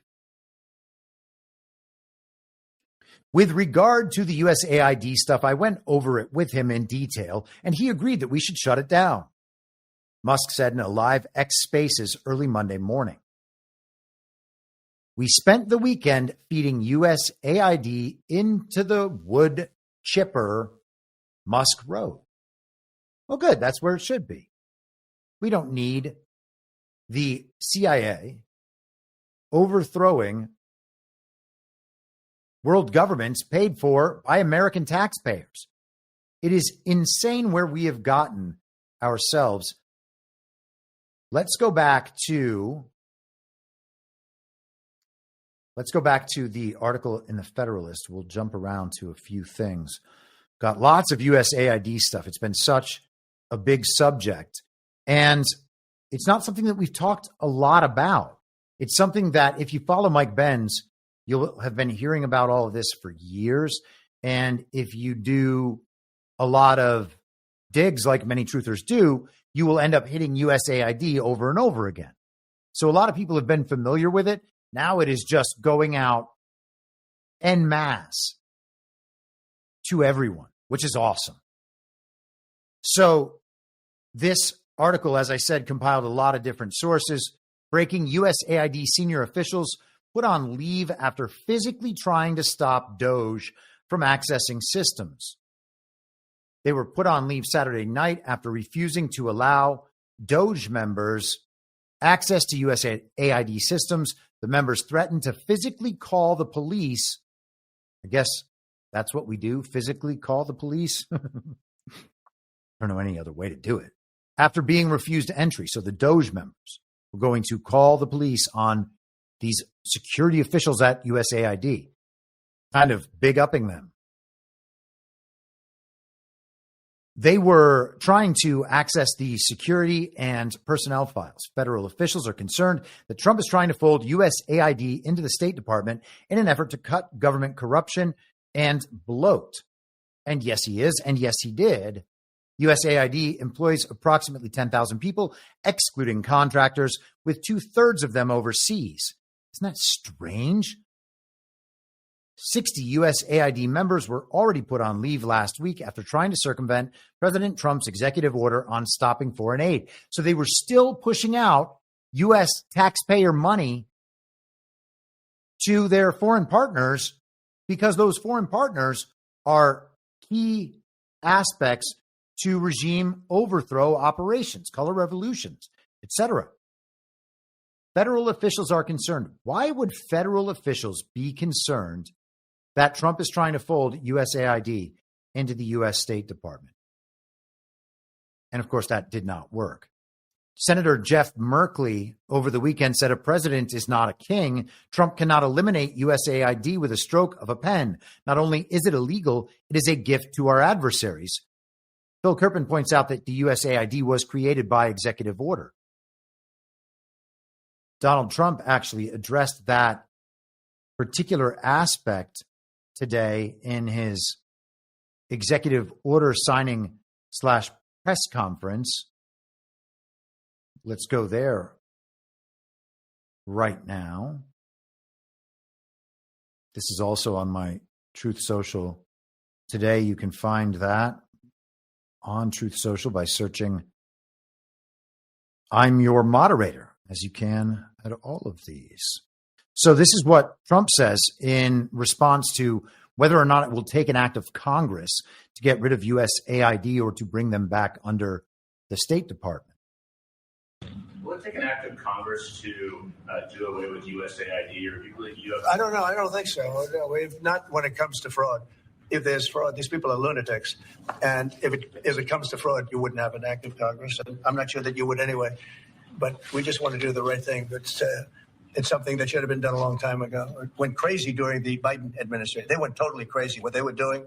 And the money they were giving to people that shouldn't be getting it, and to agencies and others that shouldn't be getting it, was a shame. So tremendous fraud. But we'll be doing a report. We'll be giving you that report at the appropriate time. Yeah, I love the concept of it. Yeah, sure. I love the concept, but they turn out to be radical left lunatics. And the concept of it is good, but it's all about the people. It's all about the people. And unfortunately, the people are global communists and neoconservatives. And USAID has just been an organization that overthrows governments, including our own. People do not like to think about such things, but think about them we must. Let's go back to the Federalist. And again, Donald Trump is the plenary authority of the executive branch. If he does not have purview over USAID, who does? It's not part of the legislative branch. It's not part of the judicial branch. So it's either part of the executive branch or it's not part of the government at all. And if it's not part of the government at all, what would that mean about all that money they've spent? This is another one of those examples I think that we're going to run into where we will discuss in the future the concept of odious debt. None of us signed up for any of that, and none of us owe it. That is all them. And of course, it's their money. So one thing we definitely don't have to do is repay it. Let's go back to the Federalist. This tweet was in response to the one above. USAID is a criminal organization, says Elon Musk. Time for it to die. Mike Benz responds, USAID grantee NGOs literally take their USAID money, then turn around and lobby all key members of Congress to give more and more U.S. taxpayer money to USAID each year in the budget. USAID buys an army of lobbyists with your tax dollars to give it more of your money. Now, speaking of that, let's check in with some of those members of Congress. This is, I believe, a member of USAID in the first part of this clip, and then it's Senator Chris Van Hollen, supposed senator. I always put senator in quotes now because you don't know how these people are elected, nor if they are elected. And it's starting to seem a little ridiculous to just call them senators as though they are real senators. Chris Van Hollen. Stopping this will require action by the courts and for Republicans to show up and show courage and stand up. By the way, that voice sounds like Mr. Garrison from South Park. This guy's voice is incredible. This clip's a couple minutes long. For our country. Further, I'm urging my fellow Democrats to use every legislative tool we have at our disposal to slow down and stop this crime from succeeding. We're here to shine a light on this. You see the wonderful people in here with us. Let me give you my good friend, Senator Chris Van Hollen. Thank you, Don. Well, thank you. Thank you to Don Beyer and all of our colleagues gathered here and all of you who are here at this moment of a clear and present danger for the future of our country. Make no mistake, this effort by Elon Musk and so-called Doge to shut down the Agency for International Development is an absolute gift to our adversaries, to Russia, to China, to Iran, and others, because AID is an essential instrument of U.S. foreign policy and U.S. national security policy. So this has nothing to do with making the U.S. government more efficient and everything to do with aiding and abetting our adversaries around the world. If you doubt that for a moment, listen to what the former president and Putin crony Medvedev just put out on X. Quote, smart move by Elon Musk, referring to shutting down AID, former Russian president and stooge of Vladimir Putin. This is also a huge gift to the PRC. And it's interesting that Vivek Ramaswamy, who was originally the Elon Musk co-pilot on Doge, is no longer here. But here's what he said just a year or so ago. Quote, Tesla is increasingly beholden to China. I have no reason to think that Elon won't jump like a circus monkey when Xi Jinping calls in the hour of need, unquote. He went on to refer to Musk as a Chinese puppet and then posted on X that the U.S. needs leaders who aren't in China's pocket. This is Vivek Ramaswamy, who had been originally, as you know, one of the co-chairs at this so-called Doge. The recently installed Secretary of State, Marco Rubio, had this to say. I think he means recently confirmed by that Senate, Marco Rubio. Their legitimacy, as I have said, is questionable at best. You got to love how he says installed.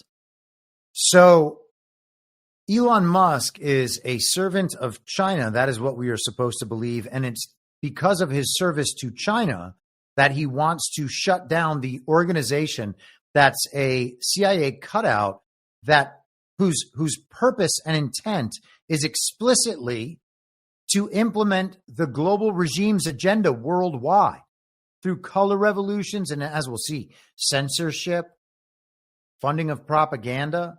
It just goes on and on and on. And we're supposed to believe that China, Russia, Korea, Iran, these are our real enemies? Not the people who censored us and overthrew our government and stole our election and run the lawfare. Not those people at all. And we'll probably end up hitting this again later, but Samantha Power, the administrator of USAID, and Norm Eisen, the author of the Color Revolution Playbook worldwide, are pals. They're in organizations together, pursuing the exact same agenda. They're two parts of the same process to overthrow governments. Really is incredible. We also have this from Ilhan Omar, making it clear that the Congress and Senate really are not on the same level that the president's on in terms of their loyalties. It's a very, very strange thing to watch. Well, just a moment for processing. I go to my notes, and that senator's name is Van Hollen, and it keeps looking like Van Halen in my notes. And I'm like, whoa, Van Halen. And I apparently can't stop myself from doing it 3 times now. Here we are. Ilhan Omar. Do you want the executive making the only decisions in this country, or do you want the elected representatives that you sent to Washington making those policies?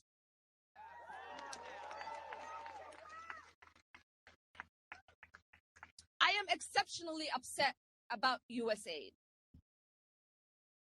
I lived in a refugee camp for 4 years as a child surviving civil war. It is the essential programs that USAID provided that kept my family and I fed and safe. It is the resources that so many people around the world rely on. And it is our soft power. Oftentimes, people interact with our country through the military. That does not create love for us, and it certainly does not keep us safe. When the world interacts with Americans through programs that provide essential need, they get to see the heart and compassion of the American people.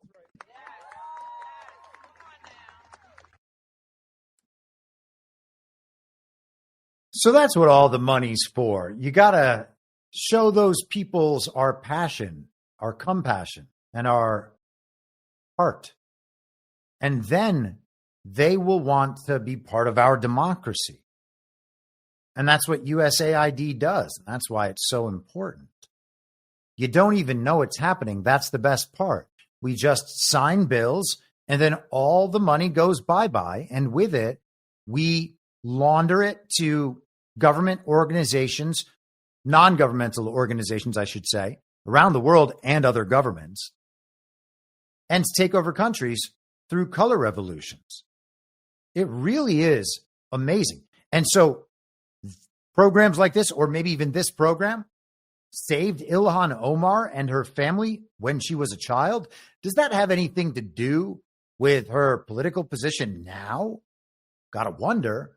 She's from Minnesota. Minneapolis has that was the location for Somalians in the slave trade, or the refugee trade, I should say. Totally. That have built that Somalian community in Minneapolis. And Ilhan Omar, of course, is the person who runs that community for the political benefit of the Uniparty in the United States. They're defending the CIA's ability to take over other countries on behalf of the global regime. And Somalia, by the way, it's worth mentioning, Donald Trump over the weekend announced on Truth Social and then posted video of it to, I guess, make it more real. Huge explosion, like there were a lot of explosions last week. Top 6 or 7 explosions of last week was Donald Trump's explosion in Somalia. Apparently they took out ISIS in Somalia, or maybe they just took out Ilhan Omar. She sounds panicked, so it could be either. And did I just suggest that maybe it might be code language? Yeah, it might be. Hold for processing. Here we are, X, formerly Twitter. Elon Musk notes this morning, USAID and other government agencies are funding media groups around the world. How about that? The BBC in particular. So the regime, this is like the British Royal State propaganda media. So the regime of the regime and USAID was giving them money because, of course, USAID is involved with propagandizing the world. This is courtesy of Mike Benz. They are also involved in censoring the world.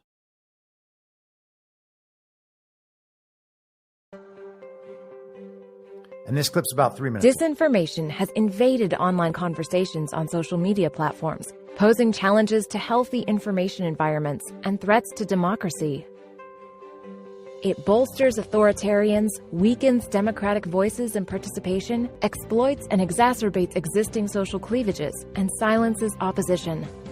Countering disinformation and promoting information integrity are necessary priorities for ensuring democracy can thrive. The CEP's Countering Disinformation Guide is a resource including 9 thematic sections and a comprehensive database of interventions highlighting various approaches for advancing information integrity and strengthening societal resilience to disinformation and other harmful online campaigns. The International Foundation for Electoral Systems, International Republican Institute, and National Democratic Institute developed this guide with support from USAID through the Consortium for Elections and Political Process Strengthening. Here are 9 key takeaways from the guide. Addressing disinformation requires a whole-of-society approach. We need to create a sense of urgency to drive collective action for addressing disinformation. Institutions and platforms have the resources to address disinformation, but lack credibility, whereas civil society has the credibility, but is chronically under-resourced. Countering disinformation requires a mixed methods approach, including fact-checking, monitoring, and other interventions. Focusing on major events like election outcomes alone will not achieve a healthy information environment. Developing norms and standards, legal and regulatory frameworks, and better social media content moderation is necessary for a healthy information ecosystem. It is important to establish frameworks to discourage political parties from engaging in disinformation. Not sure where to start? Click here to explore the Interventions database of organizations, projects, and donors working to counter disinformation around the world. Man, that is pretty dystopian. What part of our government was doing that?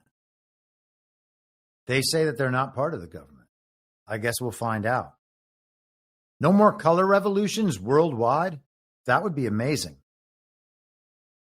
These are the exact things that they did to Americans. And maybe it's good. Maybe we had to see all this stuff. Maybe we had to know this is what our government is doing in our name around the world and has been doing for our entire lifetimes. Now we see them do it to us. I was censored. Many of you were censored. That's a direct violation, according to these people. In every other case, if it was ever their people, whenever it is one of the leaders that they will describe as some kind of totalitarian or dictator, the brutal leaders of these other countries, Maduro, for instance, if he were to shut down a regime journalist, that would be a grave violation of human rights and free speech. But when they censor us here in America in direct violation to the First Amendment, in conjunction with the state and state organizations obviously directing this, they're protecting democracy. Maybe we just have to see them do it to us. Hopefully we have fully learned our lesson. Also wanted to share this one from Chief Nerd today on X, formerly Twitter. Let me get this straight, he says.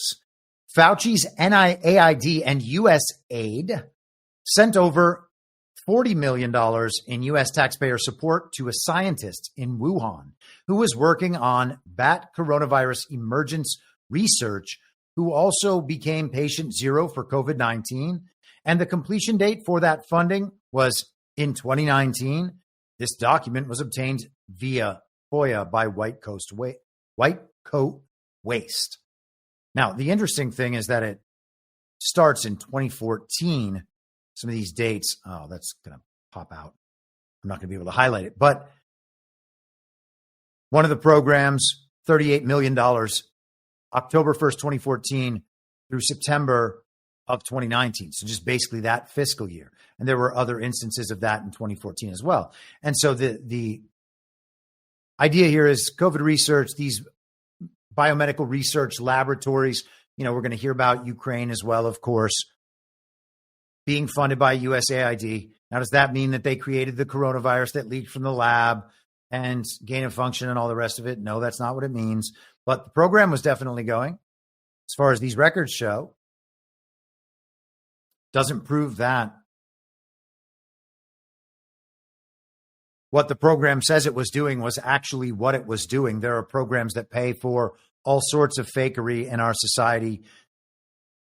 NASA's a program. NASA has accountants that clock hours for various people. Some of them are doing academic work. Some of them are figuring out how to run psyops. It would be nice if it was a different way. It just isn't. But hey, man, the moon landing was friggin' awesome.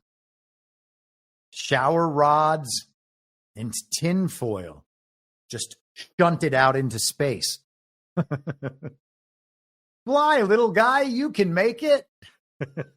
Driving a go-kart around on the moon. Rad.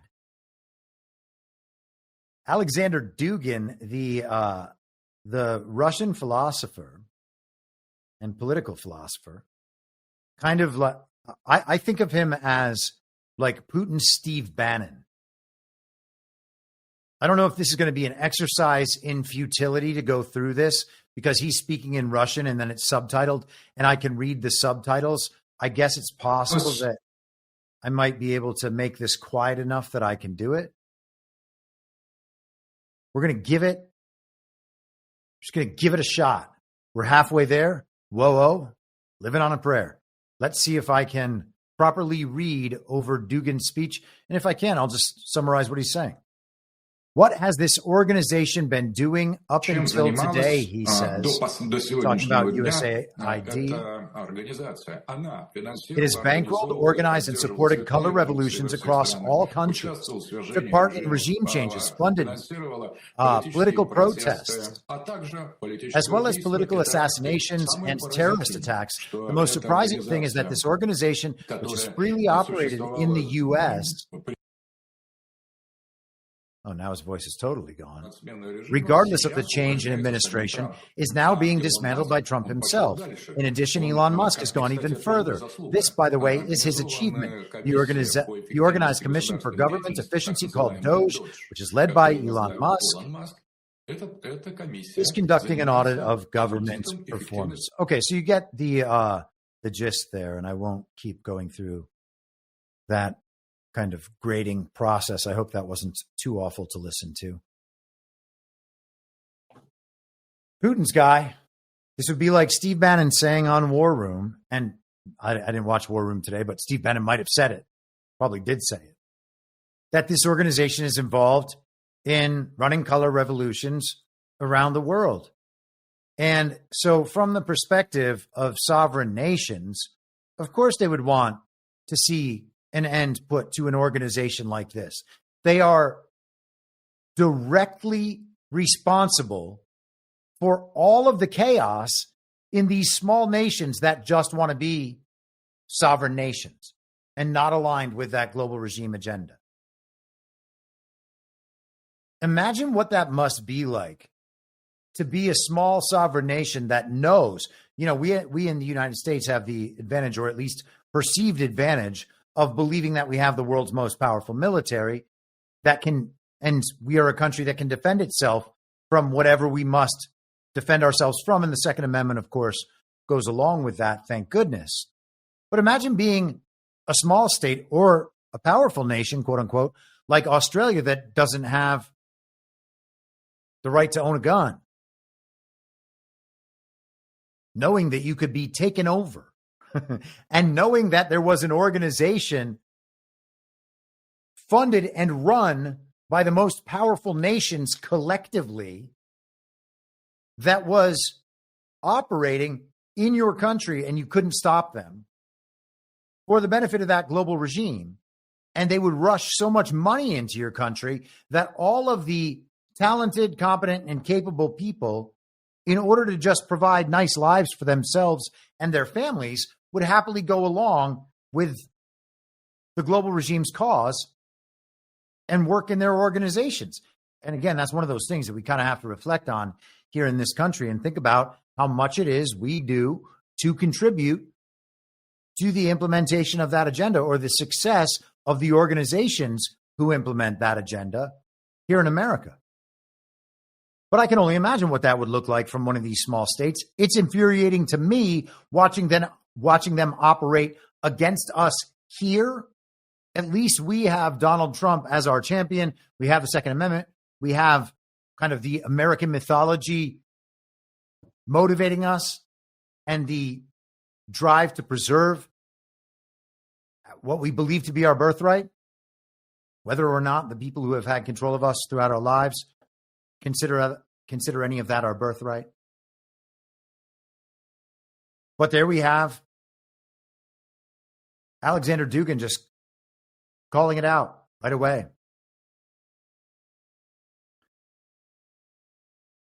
Let us continue. Worth mentioning, although not going deeply into, some of the international news organizations are reporting on the ties between George Soros and these color revolution organizations, always working in conjunction with USAID. George Soros has been funding and directing color revolutions worldwide since the 1980s. So nothing new there. But this is the organization that's all tied in.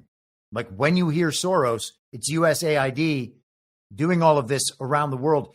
They call it international development. It's really amazing. As I said earlier, Marco Rubio is becoming the acting administrator of USAID. This is ABC News. President Trump there taking questions after signing more executive orders in the Oval, while also talking water, aid to Gaza, tariffs. But we do have some fact checking to do. Let's get straight to White House correspondent Mary Alice Parks. Hold, please. ABC has one of those pages that just updates with new stories, and some video plays automatically above. Oh, now we are totally screwed. Okay, thanks, ABC News. That article has been lost completely somewhere in that feed.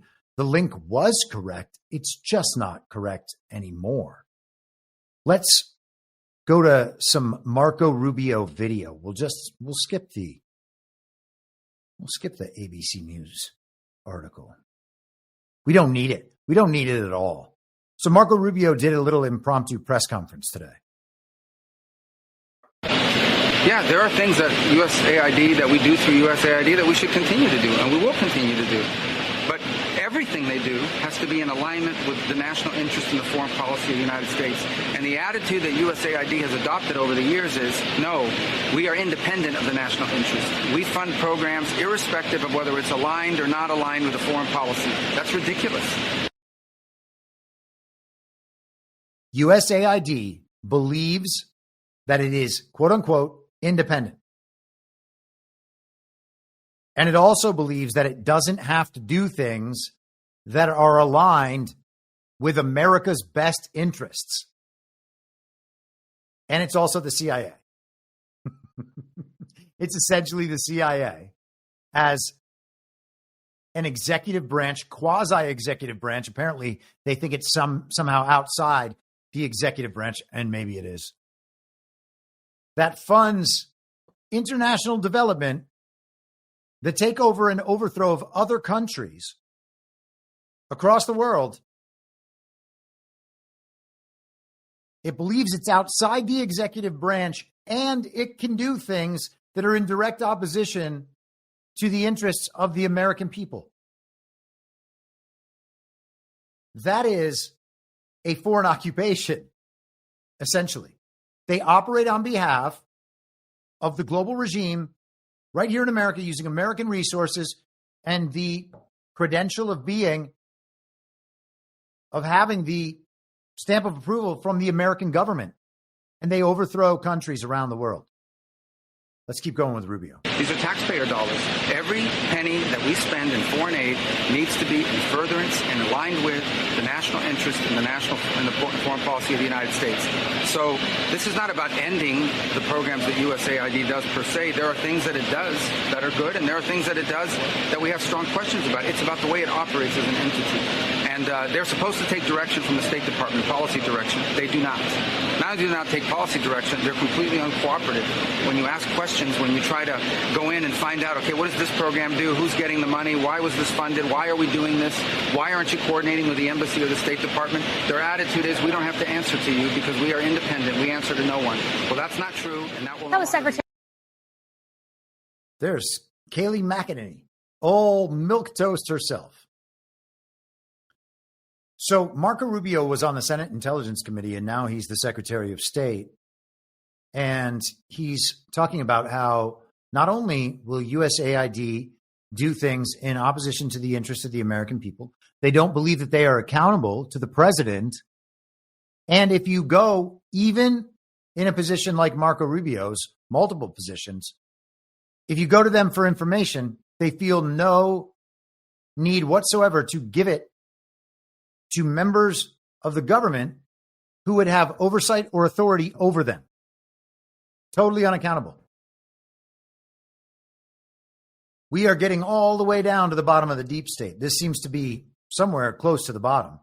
Actually, let me see if I can find this amazing tweet from Bill Kristol yesterday. And if I can't, then I will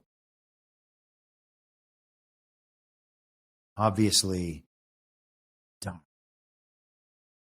So Bill Kristol yesterday, I'm going to summarize. It was a very short message on X, formerly Twitter. He said he would rather have the deep state than the Trump state. They're basically just coming out with it at this point. And sometimes I'm like, okay, this has to just be some kind of op, or maybe they're trying to fool us, or maybe this is part of the hoodwinking. And then it's like, well, if they were at an existential crisis, and they are, how would you act? You would try to just openly defend your organization. It's not hidden anymore. And so that's going to really bother people that you hid it for so long, because you hide things from people because you don't want them to know those things. Because if they know those things, well, then your thing might get messed up. So you've hidden it for all this time. Well, now people know about it. Okay, well, we better tell them why it's so good at least. You're on your last legs. What else are you going to do? It's a tough one. It's a tough one. Amazing clip, though. And it's incredible that anything in our government operates that way. And again, in our government is the key understanding here. Is it in our government? Is this organization going to continue just operating color revolutions around the world just without the benefit of U.S. backing? And have they been over the last 4 years? I would say yes. Have any of them been successful? Not sure that they have. And the regime has been kicked out of country after country after country around the world. We're going to talk about Myanmar tonight. What French nation was it? Or what French colony? It was Senegal. Just today, kicked out the French. Another African nation kicking out the European colonists. Whether it's just being reported now or what. Did Trump wrap this up and separate things in the first term? I guess we're going to see. They've still been signing their money all over. Now it's all going to be tracked by Elon Musk. Really interesting stuff. Another little bit here from Rubio. This is a couple more minutes, but this was his comments in this press conference were just really interesting. Well, look, I mean, my frustration with USAID goes back to my time in Congress. It's a completely unresponsive agency. It's supposed to respond to policy directives of the State Department, and it refuses to do so. So the functions of USAID, there are a lot of functions of USAID that are going to continue, that are going to be part of American foreign policy, but it has to be aligned with American foreign policy. I said very clearly during my confirmation hearing that every dollar we spend and every program we fund, that will be aligned with the national interest of the United States. And And USAID has a history of sort of ignoring that and deciding that they're somehow a global charity separate from the national interest. These are taxpayer dollars. And so I'm very troubled by these reports that they've been unwilling to cooperate with people who are asking simple questions about what does this program do, who gets the money, who are our contractors, who's funded. And that sort of level of insubordination makes it impossible to conduct the sort of mature and serious review that I think foreign aid writ large should have. We're spending taxpayer money here. These are not donor dollars. These are taxpayer dollars, and we owe the American people. These are not donor dollars. These are taxpayer dollars. First off, taxpayer dollars are regime fiat dollars created from nothing that are then pinned to create their value to the sweat and blood of the American people. And obviously whichever slaves are imported into this country. So taxpayer dollars is always a bit of a weird way to think about it. Let's continue. The assurances that every dollar we are spending. Oh, this is what I was going to say. The donor dollars, though, those are the philanthropists and the rest of them.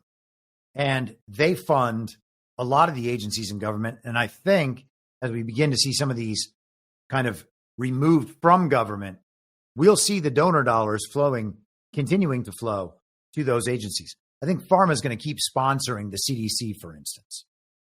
Abroad is being spent on something that furthers our national interest. And so far, a lot of the people that work at USAID have just simply refused to cooperate. Are you currently in charge of USAID? I'm the acting director of USAID. I've delegated that authority to someone, but I stay in touch with him. And again, our goal was to go in and align our foreign aid to the national interest. But if you go to mission after mission and embassy after embassy around the world, you will often find that in many cases, USAID is involved in programs that run counter to what we're trying to do in our national strategy with that country or with that region. That cannot continue. USAID is not an independent, non-governmental entity. It is an entity that spends taxpayer dollars, and it needs to spend it, as the statute says, in alignment with the policy directives that they get from the Secretary of State, the National Security Council, and the President. And it's been 20 or 30 years where people have tried to reform it, and it refuses to reform. It refuses to cooperate. When we were in Congress, we couldn't even get answers to basic questions about programs. That will not continue. That's not going to continue. He's saying all the right things. He absolutely is. Now, again, I think that a lot of this stuff has probably been handled well before Marco Rubio showed up as the Secretary of State. And as far as this information being rolled out now, it feels a lot like the quote-unquote Twitter files. Like this is when Elon's finally getting his hands on this prepackaged intelligence product that's being rolled out. Let's go back to that Federalist article one last time. Here is just some more stuff that USAID was involved with. Why did USAID pay $20 million to hit piece journalists to dig up dirt on Rudy Giuliani and use that dirt as the basis to impeach the sitting U.S. president in 2019? Well, that's a damn good question. USAID has funded organizations facilitating illegal migration into the U.S., foreign abortions, climate change hysteria, transgender ideology, international Marxism, and anti-white racism, according to a 2022 Heritage Foundation report. Robert Redfield testified before Congress that USAID helped fund the development of the COVID-19 virus. We just went over that a second ago. Take that as you will. The Inspector General report in 2018 found that USAID funding had fueled opium farming in Afghanistan, which funds terrorism, and which is why our military was in Afghanistan for 2 decades, guarding opium fields. It doesn't only fund terrorism, though. By the way, the cartels, terrorist organizations now. It also, I guess, funds pharma, because if you're taking the product that's being farmed from USAID funding, it is amazing. It's amazing. Nayib Bukele gives us the perspective of a man running, or so the TV says, one of those small nations. Most governments don't want USAID funds flowing into their countries because they understand where much of that money actually ends up. While marketed as support for development, democracy, and human rights, the majority of these funds are funneled into opposition groups, NGOs with political agendas, and destabilizing movements. At best, maybe 10% of the money reaches real projects that help people in need. There are such cases. But the rest is used to fuel dissent, finance protests, and undermine administrations that refuse to align with the globalist agenda. Cutting this so-called aid isn't just beneficial for the United States, it's also a big win for the rest of the world. And again, you got to love it. People occasionally get the impression that I'm not happy with how progress overall is going. Donald Trump is doing everything he needs to do in exactly the right ways to return us back to the founders' original intent and to the American mythology that is the basis for the country we are promised to as our birthright. Donald Trump is doing all of that. I couldn't be happier with Donald Trump doing those things. It doesn't mean that I think every single thing he does, we should just take at face value as the thing he wants most in the world. But, oh, yeah, it only applies to XYZ. The rest of the time, I can see that Donald Trump is speaking in code language. We've got to consider it all the ways at all times and understand that it's up to us to discern all these things at all times. Apologies, I was looking for the next link here because for real, at 2 hours and 20 minutes, we're about halfway through the list I made. This is the last thing on USAID for today. We are going to Senator, apparently, Brian Schatz of Hawaii. This dude is the most Hawaiian-looking guy you will ever see. This is from the Wall Street Journal today. There's Schatz. You can imagine the lei right around his neck. He's that Hawaiian looking. Democratic senator says he will stall Trump nominees until USAID is back. So speaking of the fantasy team that people think I don't support enough, now we have a built-in way for the regime to destroy itself further by thwarting the members of the fantasy team. And just yesterday, Lieutenant General Michael Flynn said that he was like putting out a warning on X, formerly Twitter, to anyone who might attempt to stall Donald Trump's nominees. Now we have a guy saying, oh, that'll be me, thanks. The most Hawaiian guy the Senate has ever seen, except for, of course, Mazie Hirono. Wait a second. Let me get a picture of Mazie Hirono, because she is also Hawaiian looking. And I just would like to compare. I just like to compare Hawaiian looking people so that, none of us are from Hawaii. Hawaii is like a foreign land. And truth be told, with the things that we found out over the last few years, you got to assume that Hawaii probably is a foreign land, but whatever. So this is Mazie Hirono. She is Hawaiian looking, as you can see.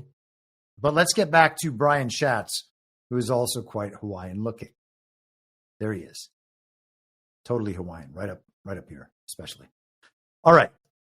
Senator Brian Schatz of Hawaii said he would place a blanket hold on all of President Trump's State Department nominees until the administration's attack on the leading U.S. foreign assistance agency ends, a move that threatens to stall Trump's ability to get his foreign policy team in place. So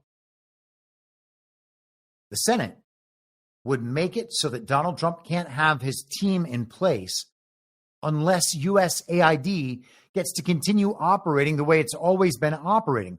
overthrowing foreign nations without the military. And just think about how great it is to be able to overthrow foreign nations without the military. Just think about how great it was when the CIA could direct special operations on their own, except Donald Trump in administration number 1 took that away. It's almost like he knew about USAID even before Doge told him. The Senate typically speeds up the confirmation process of many nominees through unanimous consent, a process that bypasses a formal vote if no senator objects. By objecting, Schatz's hold would halt the Senate's ability to move nominees quickly, requiring Senate Majority Leader John Thune to use precious floor time to advance the president's picks through the confirmation process. I mean, precious floor time? There is no precious floor time in the illegitimate Senate. It's not even a real thing. Precious floor time. Hey, Senate, if you want to be able to make rules by which the American people live, especially on behalf of a foreign occupied power, take however much time it takes. Imagine saying that you have the authority to create rules for other people, but it has to be done on your terms. Oh, man. We don't have enough time for that. Sorry. We're too busy passing gun legislation, even though the Constitution says shall not be infringed. We don't have time to do another thing that the Constitution also says. We're too busy violating the Constitution in these ways to violate the Constitution in that way.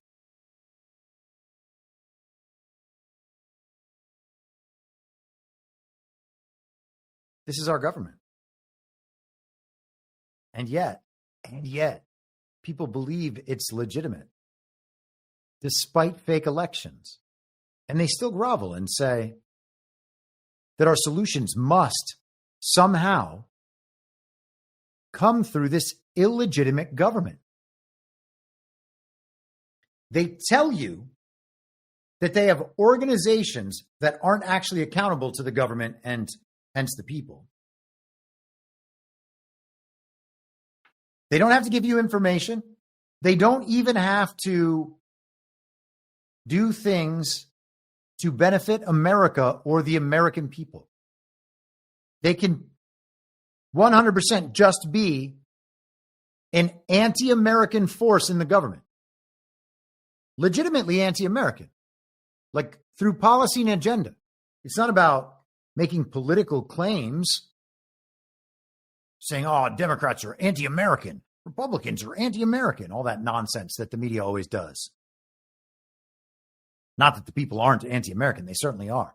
But this is just baseline, literal anti-American. The policy is specifically anti-American. If it doesn't have to benefit America, then it shouldn't be a policy.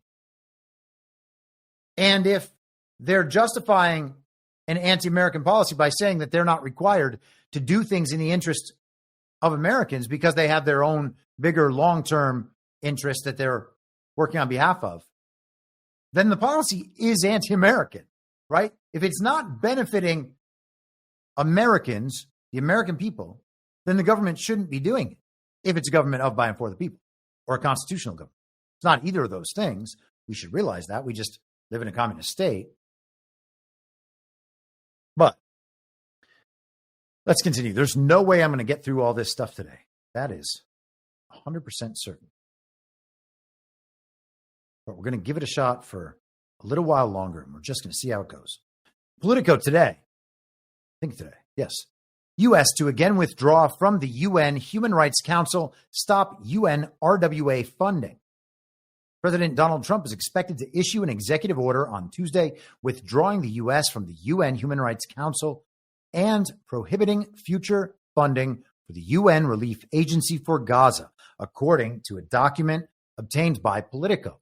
So we are withdrawing from global governance organizations, and this is just a week and a half after he appeared virtually before the World Economic Forum and let them know that they were presiding over the end of globalism and they had better all go ahead and fight for whatever lifeboats remain for people who didn't see this coming or were warned countless times, and make the right decision in advance.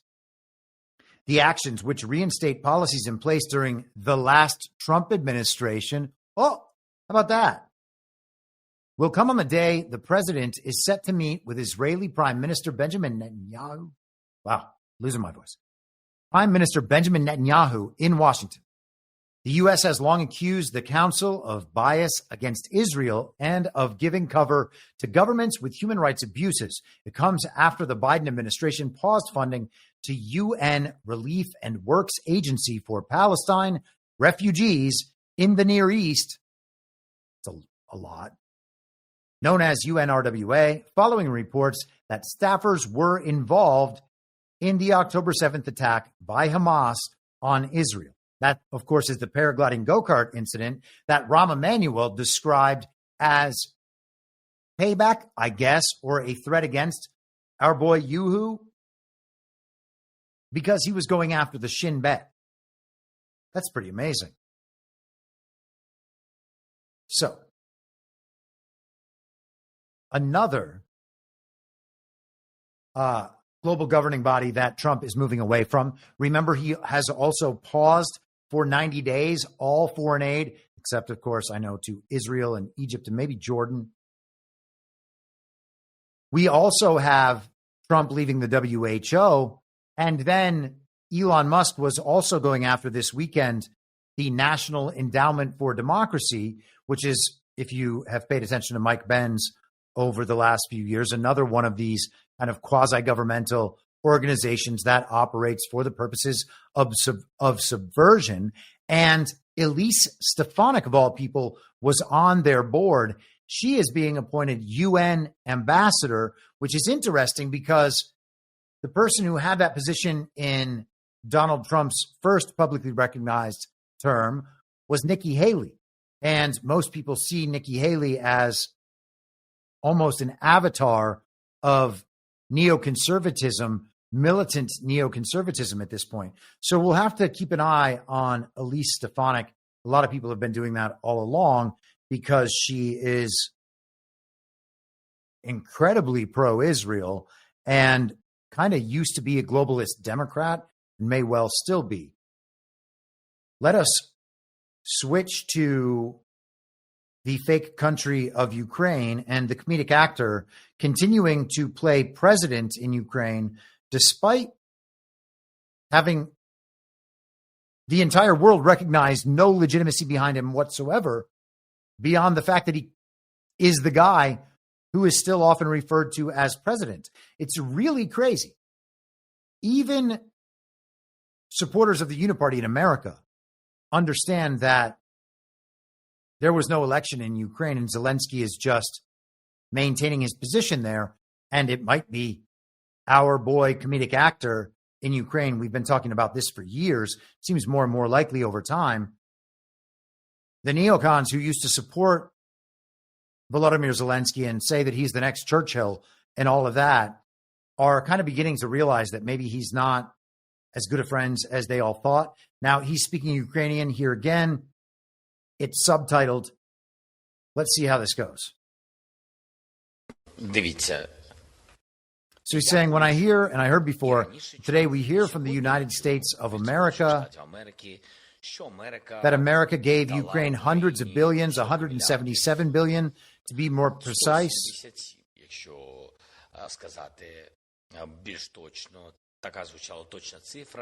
That's what the exact figure sounded like, which was supported or voted by Congress, etc. Look, as the president of a warring country, I tell you, we received just over 75 billion. That is 100 billion of these 177, or 200. Some people even say we've never received. And this is important because we are talking about specific things. Because we got it not with money, but with weapons. There's training, there's additional transport, and there are not only prices for weapons. And he goes on to explain the weapons and what some of that other money ultimately brought in. But the point is that far less money than what we were told was promised to Ukraine actually made it there. They were being sent all of these old weapons. The money was actually going to American defense contractors to build our new defense infrastructure, while old weapons were going to, quote unquote, the Ukraine, or being sold off on the black market, or who knows what. A very interesting plan, and we'll see how that goes in the future, particularly if all of that was a defense or energy infrastructure for our technological future that goes even beyond simply replacing all of the old kind of kinetic warfare options and weapons and materiel that was passed to Ukraine. An interesting mystery that will unravel to some extent further in the future. This is the Associated Press over the weekend. Zelensky tells the Associated Press, Zelensky says the URL headline is different now than the actual headline that is updated. Zelensky says excluding Ukraine from U.S.-Russia talks about war is very dangerous. And we don't have to go too deep into this, but let's just do a couple paragraphs here. And the real point is what it means if a country at war is not in the negotiations to end its own war. Ukrainian President Volodymyr Zelensky said Saturday that excluding his country from talks between the U.S. and Russia about the war in Ukraine would be very dangerous, and asked for more discussions between Kyiv and Washington to develop a plan for a ceasefire. Speaking in an exclusive interview with the Associated Press, Zelensky said Russia does not want to engage in ceasefire talks or to discuss any kind of concessions, which the Kremlin interprets as losing at a time when its troops have the upper hand on the battlefield. So they're not going to give anything away because they are winning so dominantly on the battlefield. And now that is just admitted by everyone. He said U.S. President Donald Trump could bring Russian President Vladimir Putin to the table with the threat of sanctions targeting Russia's energy and banking system, as well as continued support of the Ukrainian military. I think these are the closest and most important steps. Okay. So the continued support of the military, he's saying they didn't actually really get the support they thought they were getting. That's the first thing.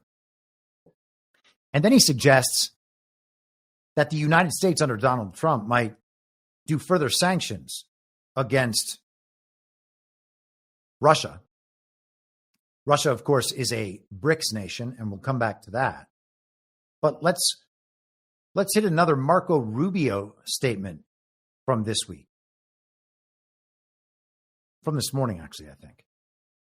Brazil, in our hemisphere, largest country in the Western Hemisphere south of us, cut a trade deal with China. They're going to, from now on, do trade in their own currencies, get right around the dollar. They're creating a secondary economy in the world, totally independent of the United States. We won't have to talk about sanctions in 5 years because there'll be so many countries transacting in currencies other than the dollar that we won't have the ability to sanction them. Well, how about that? That's something we've been talking about for years on this podcast. The emergence of the multipolar world, moving away from the centralized and centralizing fiat banking regime worldwide would mean that economic warfare can no longer be waged against these countries. That's the Secretary of State, Marco Rubio, Donald Trump's Secretary of State, for now at least, saying quite clearly, in a few years, we're not going to be able to sanction these other countries. Maybe this is a warning to the regime. We need to stop all this now. Otherwise, it's all going to go through, and that'll be that. And hopefully, in a decentralized future, maybe we have the opportunity to actually get away from that. That would be amazing. But he's saying it quite clearly right there. So is Donald Trump going to sanction Russia to change the leverage in the Ukraine war. No, there's no chance of that. Worth mentioning, by the way, right now, Donald Trump put out a statement on BRICS over the weekend. Okay. Or actually, this was on Thursday. So in advance of all of this stuff of our boy comedic actor saying what he said, and in advance of Rubio talking about how sanctions won't be possible anymore, Trump says the idea that the BRICS countries are trying to move away from the dollar while we stand by and watch is over. We are going to require a commitment from these seemingly hostile countries that they will neither create a new BRICS currency nor back any other currency to replace the mighty US dollar, or they will face 100% tariffs and should expect to say goodbye to selling into the wonderful US economy. They can go find another sucker nation. There's no chance that BRICS will replace the US dollar in international trade or anywhere else. And any country that tries should say hello to tariffs and goodbye to America. Now, the tariffs get threatened, then the situation gets resolved. That's what we've seen repeating over and over again. Maybe we'll get into some of the tariffs today, maybe not. But this is some kind of mild threat. It is a narrative seeding for the future about BRICS nations. Don't develop a currency outside the currency we're all on. I would be surprised if the US dollar doesn't end up being backed by Bitcoin, maybe gold, but I think Bitcoin. And I think we've seen plenty of signs that BRICS countries intend to do the exact same thing. Now, does that mean there's one global currency underlying everything being Bitcoin? I don't think so. That's going to be kind of its own thing. And then countries will have their own currencies that are transacted with. And if you think of Bitcoin more as digital gold than as a currency, which I think makes sense, then that's what it could potentially be. And we shall see. Refer to my comments from last week on that virtually abandoned episode about the technological future. The last hour and 15 or so is on that. And the same principle would apply here. So the ability for the U.S. to sanction other countries and get them to then do as they are told by the global regime is going away. But importantly here, what does it mean that the Ukraine, it used to be the Ukraine, now it's just Ukraine, so that everybody knows it's its own independent country. It used to be the Soviet Socialist Republic of Ukraine. Ukraine also means the outer lands. Kyiv was the capital of Russia. I believe it was like in the 1100s. So the lands being fought over, quote unquote, have been Russia, recognized by the world for 2.5 years now as Russia. And we're still supposed to pretend it's Ukraine. But critically, Ukraine is not in the discussions to negotiate the end of their own war, which means that this was never about the interests of the brave Ukrainian people or Ukraine's sovereign borders. Ukraine is, for all intents and purposes, not a real country. It's a global proxy state. I'm not saying that there's not a people there that are part of Russia. Russia has plenty of distinct people that are still part of Russia. Just like the United States used to have distinct people that were part of the United States in different parts of the country, because they were all initially their own states, their own nations. And that's how they used to be referred to. And then they were unified in some way under the American mythology that is our birthright and that we must return to. And there are times where it seems like Russia is more representative of that than many parts of our society are. And the awakening reduces that continuously over time, which is a wonderful thing. But people totally subscribed to the regime's agenda are definitionally not subscribed to the American mythology. It's not even an insult. It's not a compliment to Russia. It's that country seems to be doing what we are told we do. And we seem to be doing all the things we're told Russia and China and all those bad Middle Eastern places and all those bad African places, all backwards, all the Latin American and South American dictators. How are we doing all the bad things that we're told they're doing while they're doing the things to stand up for their nation that we're told we do, because we're definitely not doing those things. It's very strange. Ukraine gets no say in the outcome of the negotiations, or even in the negotiations of their own war. Well, that means they're not fighting their own war, and it's not them fighting it, because then they could simply walk off the battlefield. Except, of course, we've heard that the Azov battalion will just brutally murder them if they do that, and maybe that's true. To the extent that the fighting is or was true, and I think it's more likely that it was true from 2014 on, and then was solved, and then we're seeing the narrative play out all about that. And throughout that narrative, we found out, oh, hey, wait, it's the global regime. They're the real Nazis. They're the Nazis they always claim that we're about to become. They're the terrorists they always claim we're about to become. And it's weird because all the Nazis and terrorists are always trained by the CIA, and we're not exactly trained by the CIA, although we are brainwashed by them, and maybe it's the same thing. It all comes back around in a vicious, vicious circle.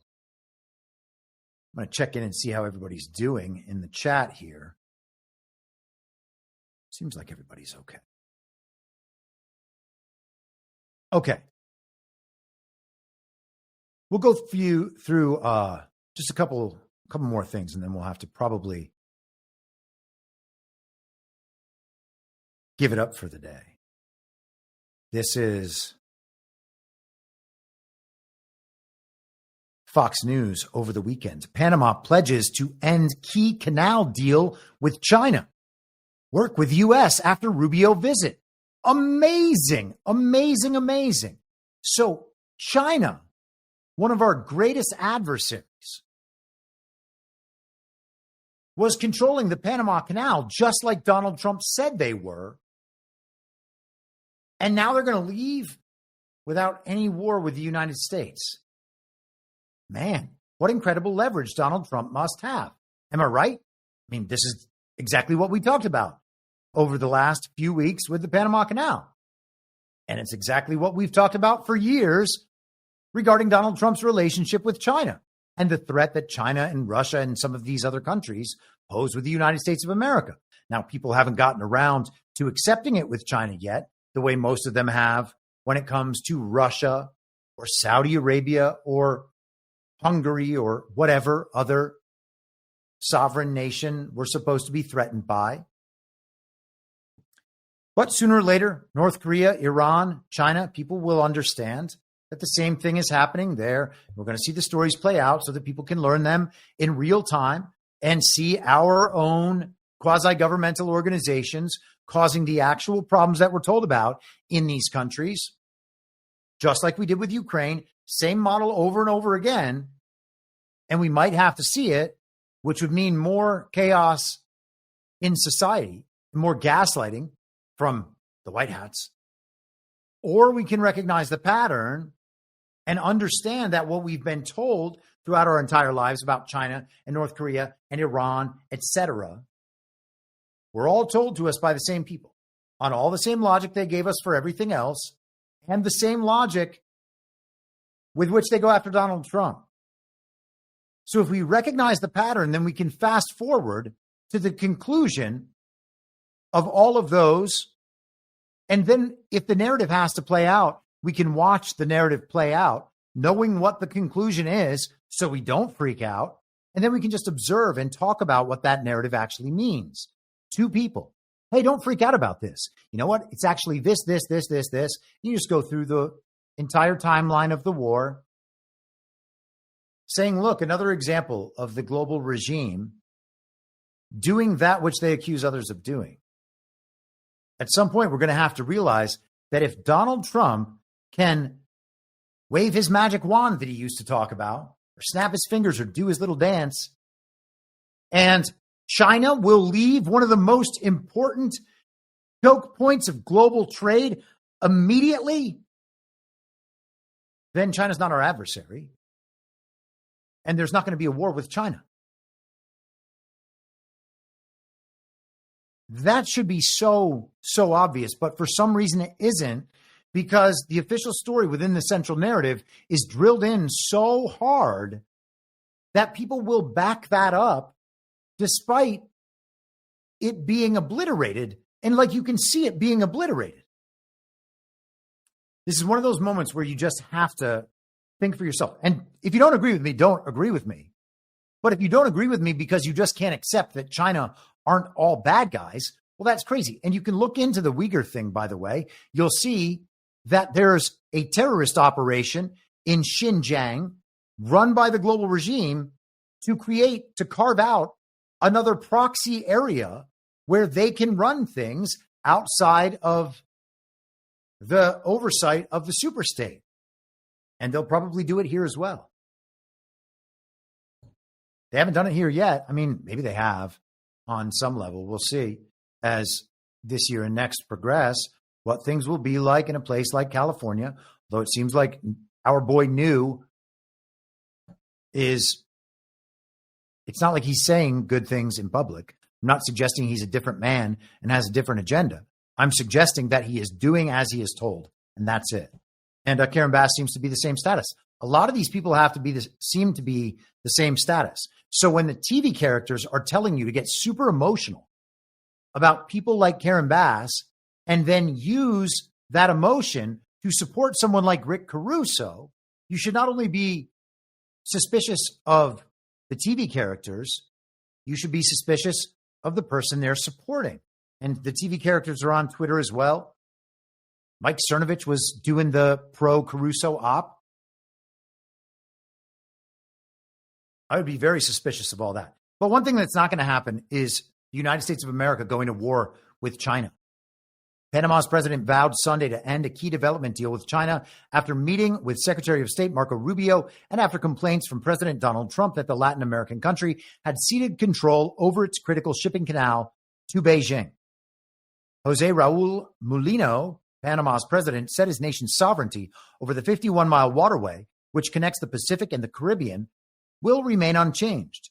But he said he would not renew a 2017 memorandum of understanding to join China's Belt and Road Global Initiative, and that Panama would instead look to work more closely with the U.S. So the Belt and Road Initiative is breaking down, just like the rest of globalism is breaking down. Whose globalism is that? And was all that infrastructure built by the globalists? Is all that infrastructure going to simply be taken back for those sovereign nations for them to use on their own for the benefit of their own prosperity? It may well be. We shall see. Maybe it'll just be regions of responsibility. Maybe the world just works with only superstates. I don't know. We shall see.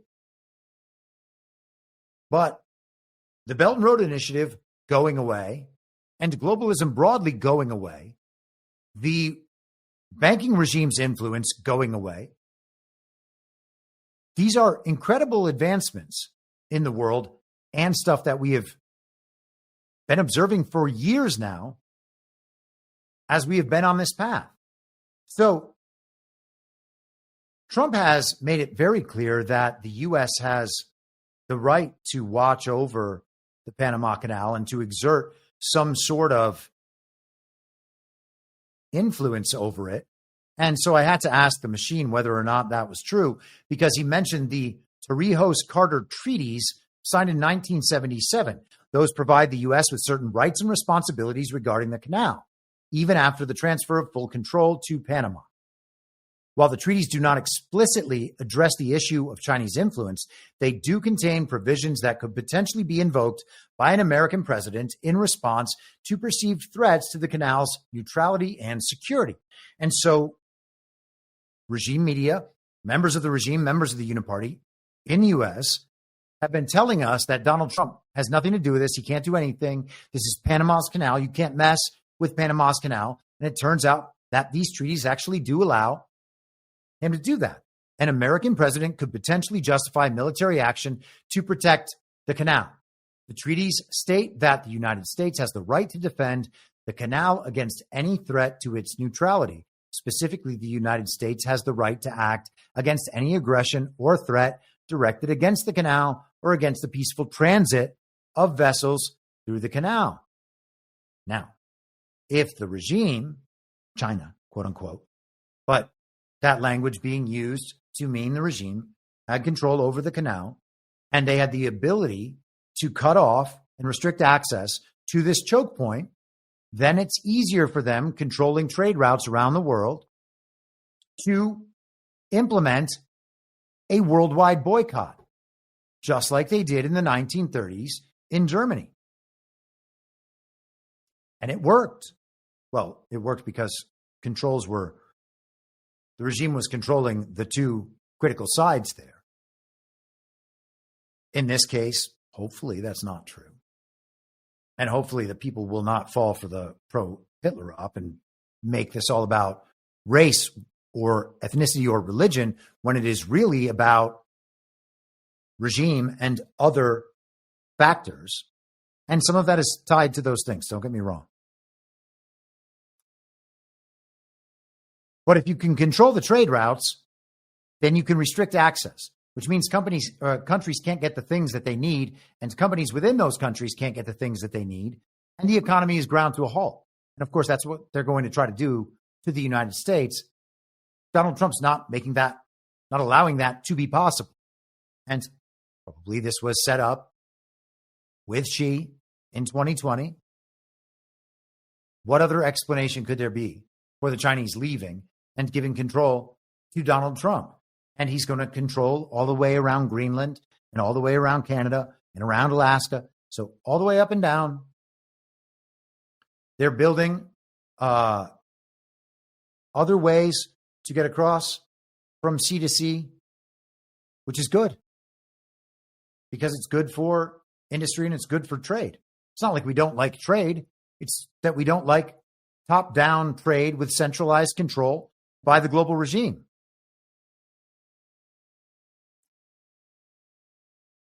Okay, we're hitting 3 hours. So I'm going to wrap it for today. Things are happening so fast and furious. I guess I'm just going to keep doing these and hope that we, at some point, will catch up or at least get enough in there to understand the big picture. I'm not so concerned with every issue of the day. So many different podcasts are talking about all that stuff. The mainstream media is talking about all that stuff. So I don't think anybody's coming to me for the news. I think that we want to continue focusing on presenting the big picture here and focusing on the breakdown of the global regime, our elections, the return to the founding mythology and to the purpose of those founding documents, the way the founders intended. We can follow those narrative through lines without going through the news each and every day. So with that, I'm quickly checking the chat here. Doc from Amish PA says, $10 says, almost made it into the live stream. Great second half of the show, my guy. Thank you very much, my friend. And I believe that is that. Snowcat Operator hit a few subscriptions for people in the chat. So thank you very much again for that. I will be back on Wednesday for the subscriber stream at 3 p.m. Eastern. So the same reasonable time on the same reasonable podcast network. I don't have a network. Masks and lockdowns don't work. They lied to you about a pandemic, and Joe Biden will never be president. Well, what? You know who I am, don't you? Well, you ain't Fiona Apple, and if you ain't Fiona Apple, I don't give a rat's ass. Ah! And what's wrong with being an angry prophet denouncing the hypocrisies of our times? What do you think, Max?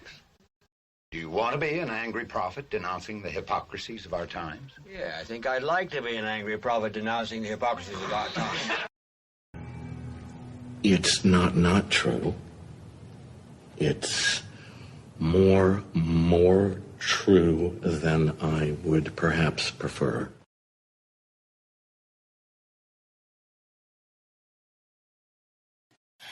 Can we stop this cruel game and allow the boy to keep one shred of dignity? For God's sakes! I can't stand to see him in all this pain! You vicious bastards! Let him move in with you. Is it so bad to see somebody happy? So just let him move in. For the love of God, let the boy move in with you. Good Lord. And I will not let you down. We do a little trolling. It's called We Do a Little Trolling. What? In my mind, that's the end game. If you're listening for free and would like to support the show, the best way to do that is by signing up for a paid subscription at imyourmoderator.substack.com. You can find the info stream over on Telegram at t.me/veryreasonable. The merch site is cancelcouture.com, and for all my other links, you can visit linktree.com/imyourmoderator. And I'll see you soon. Down on the range.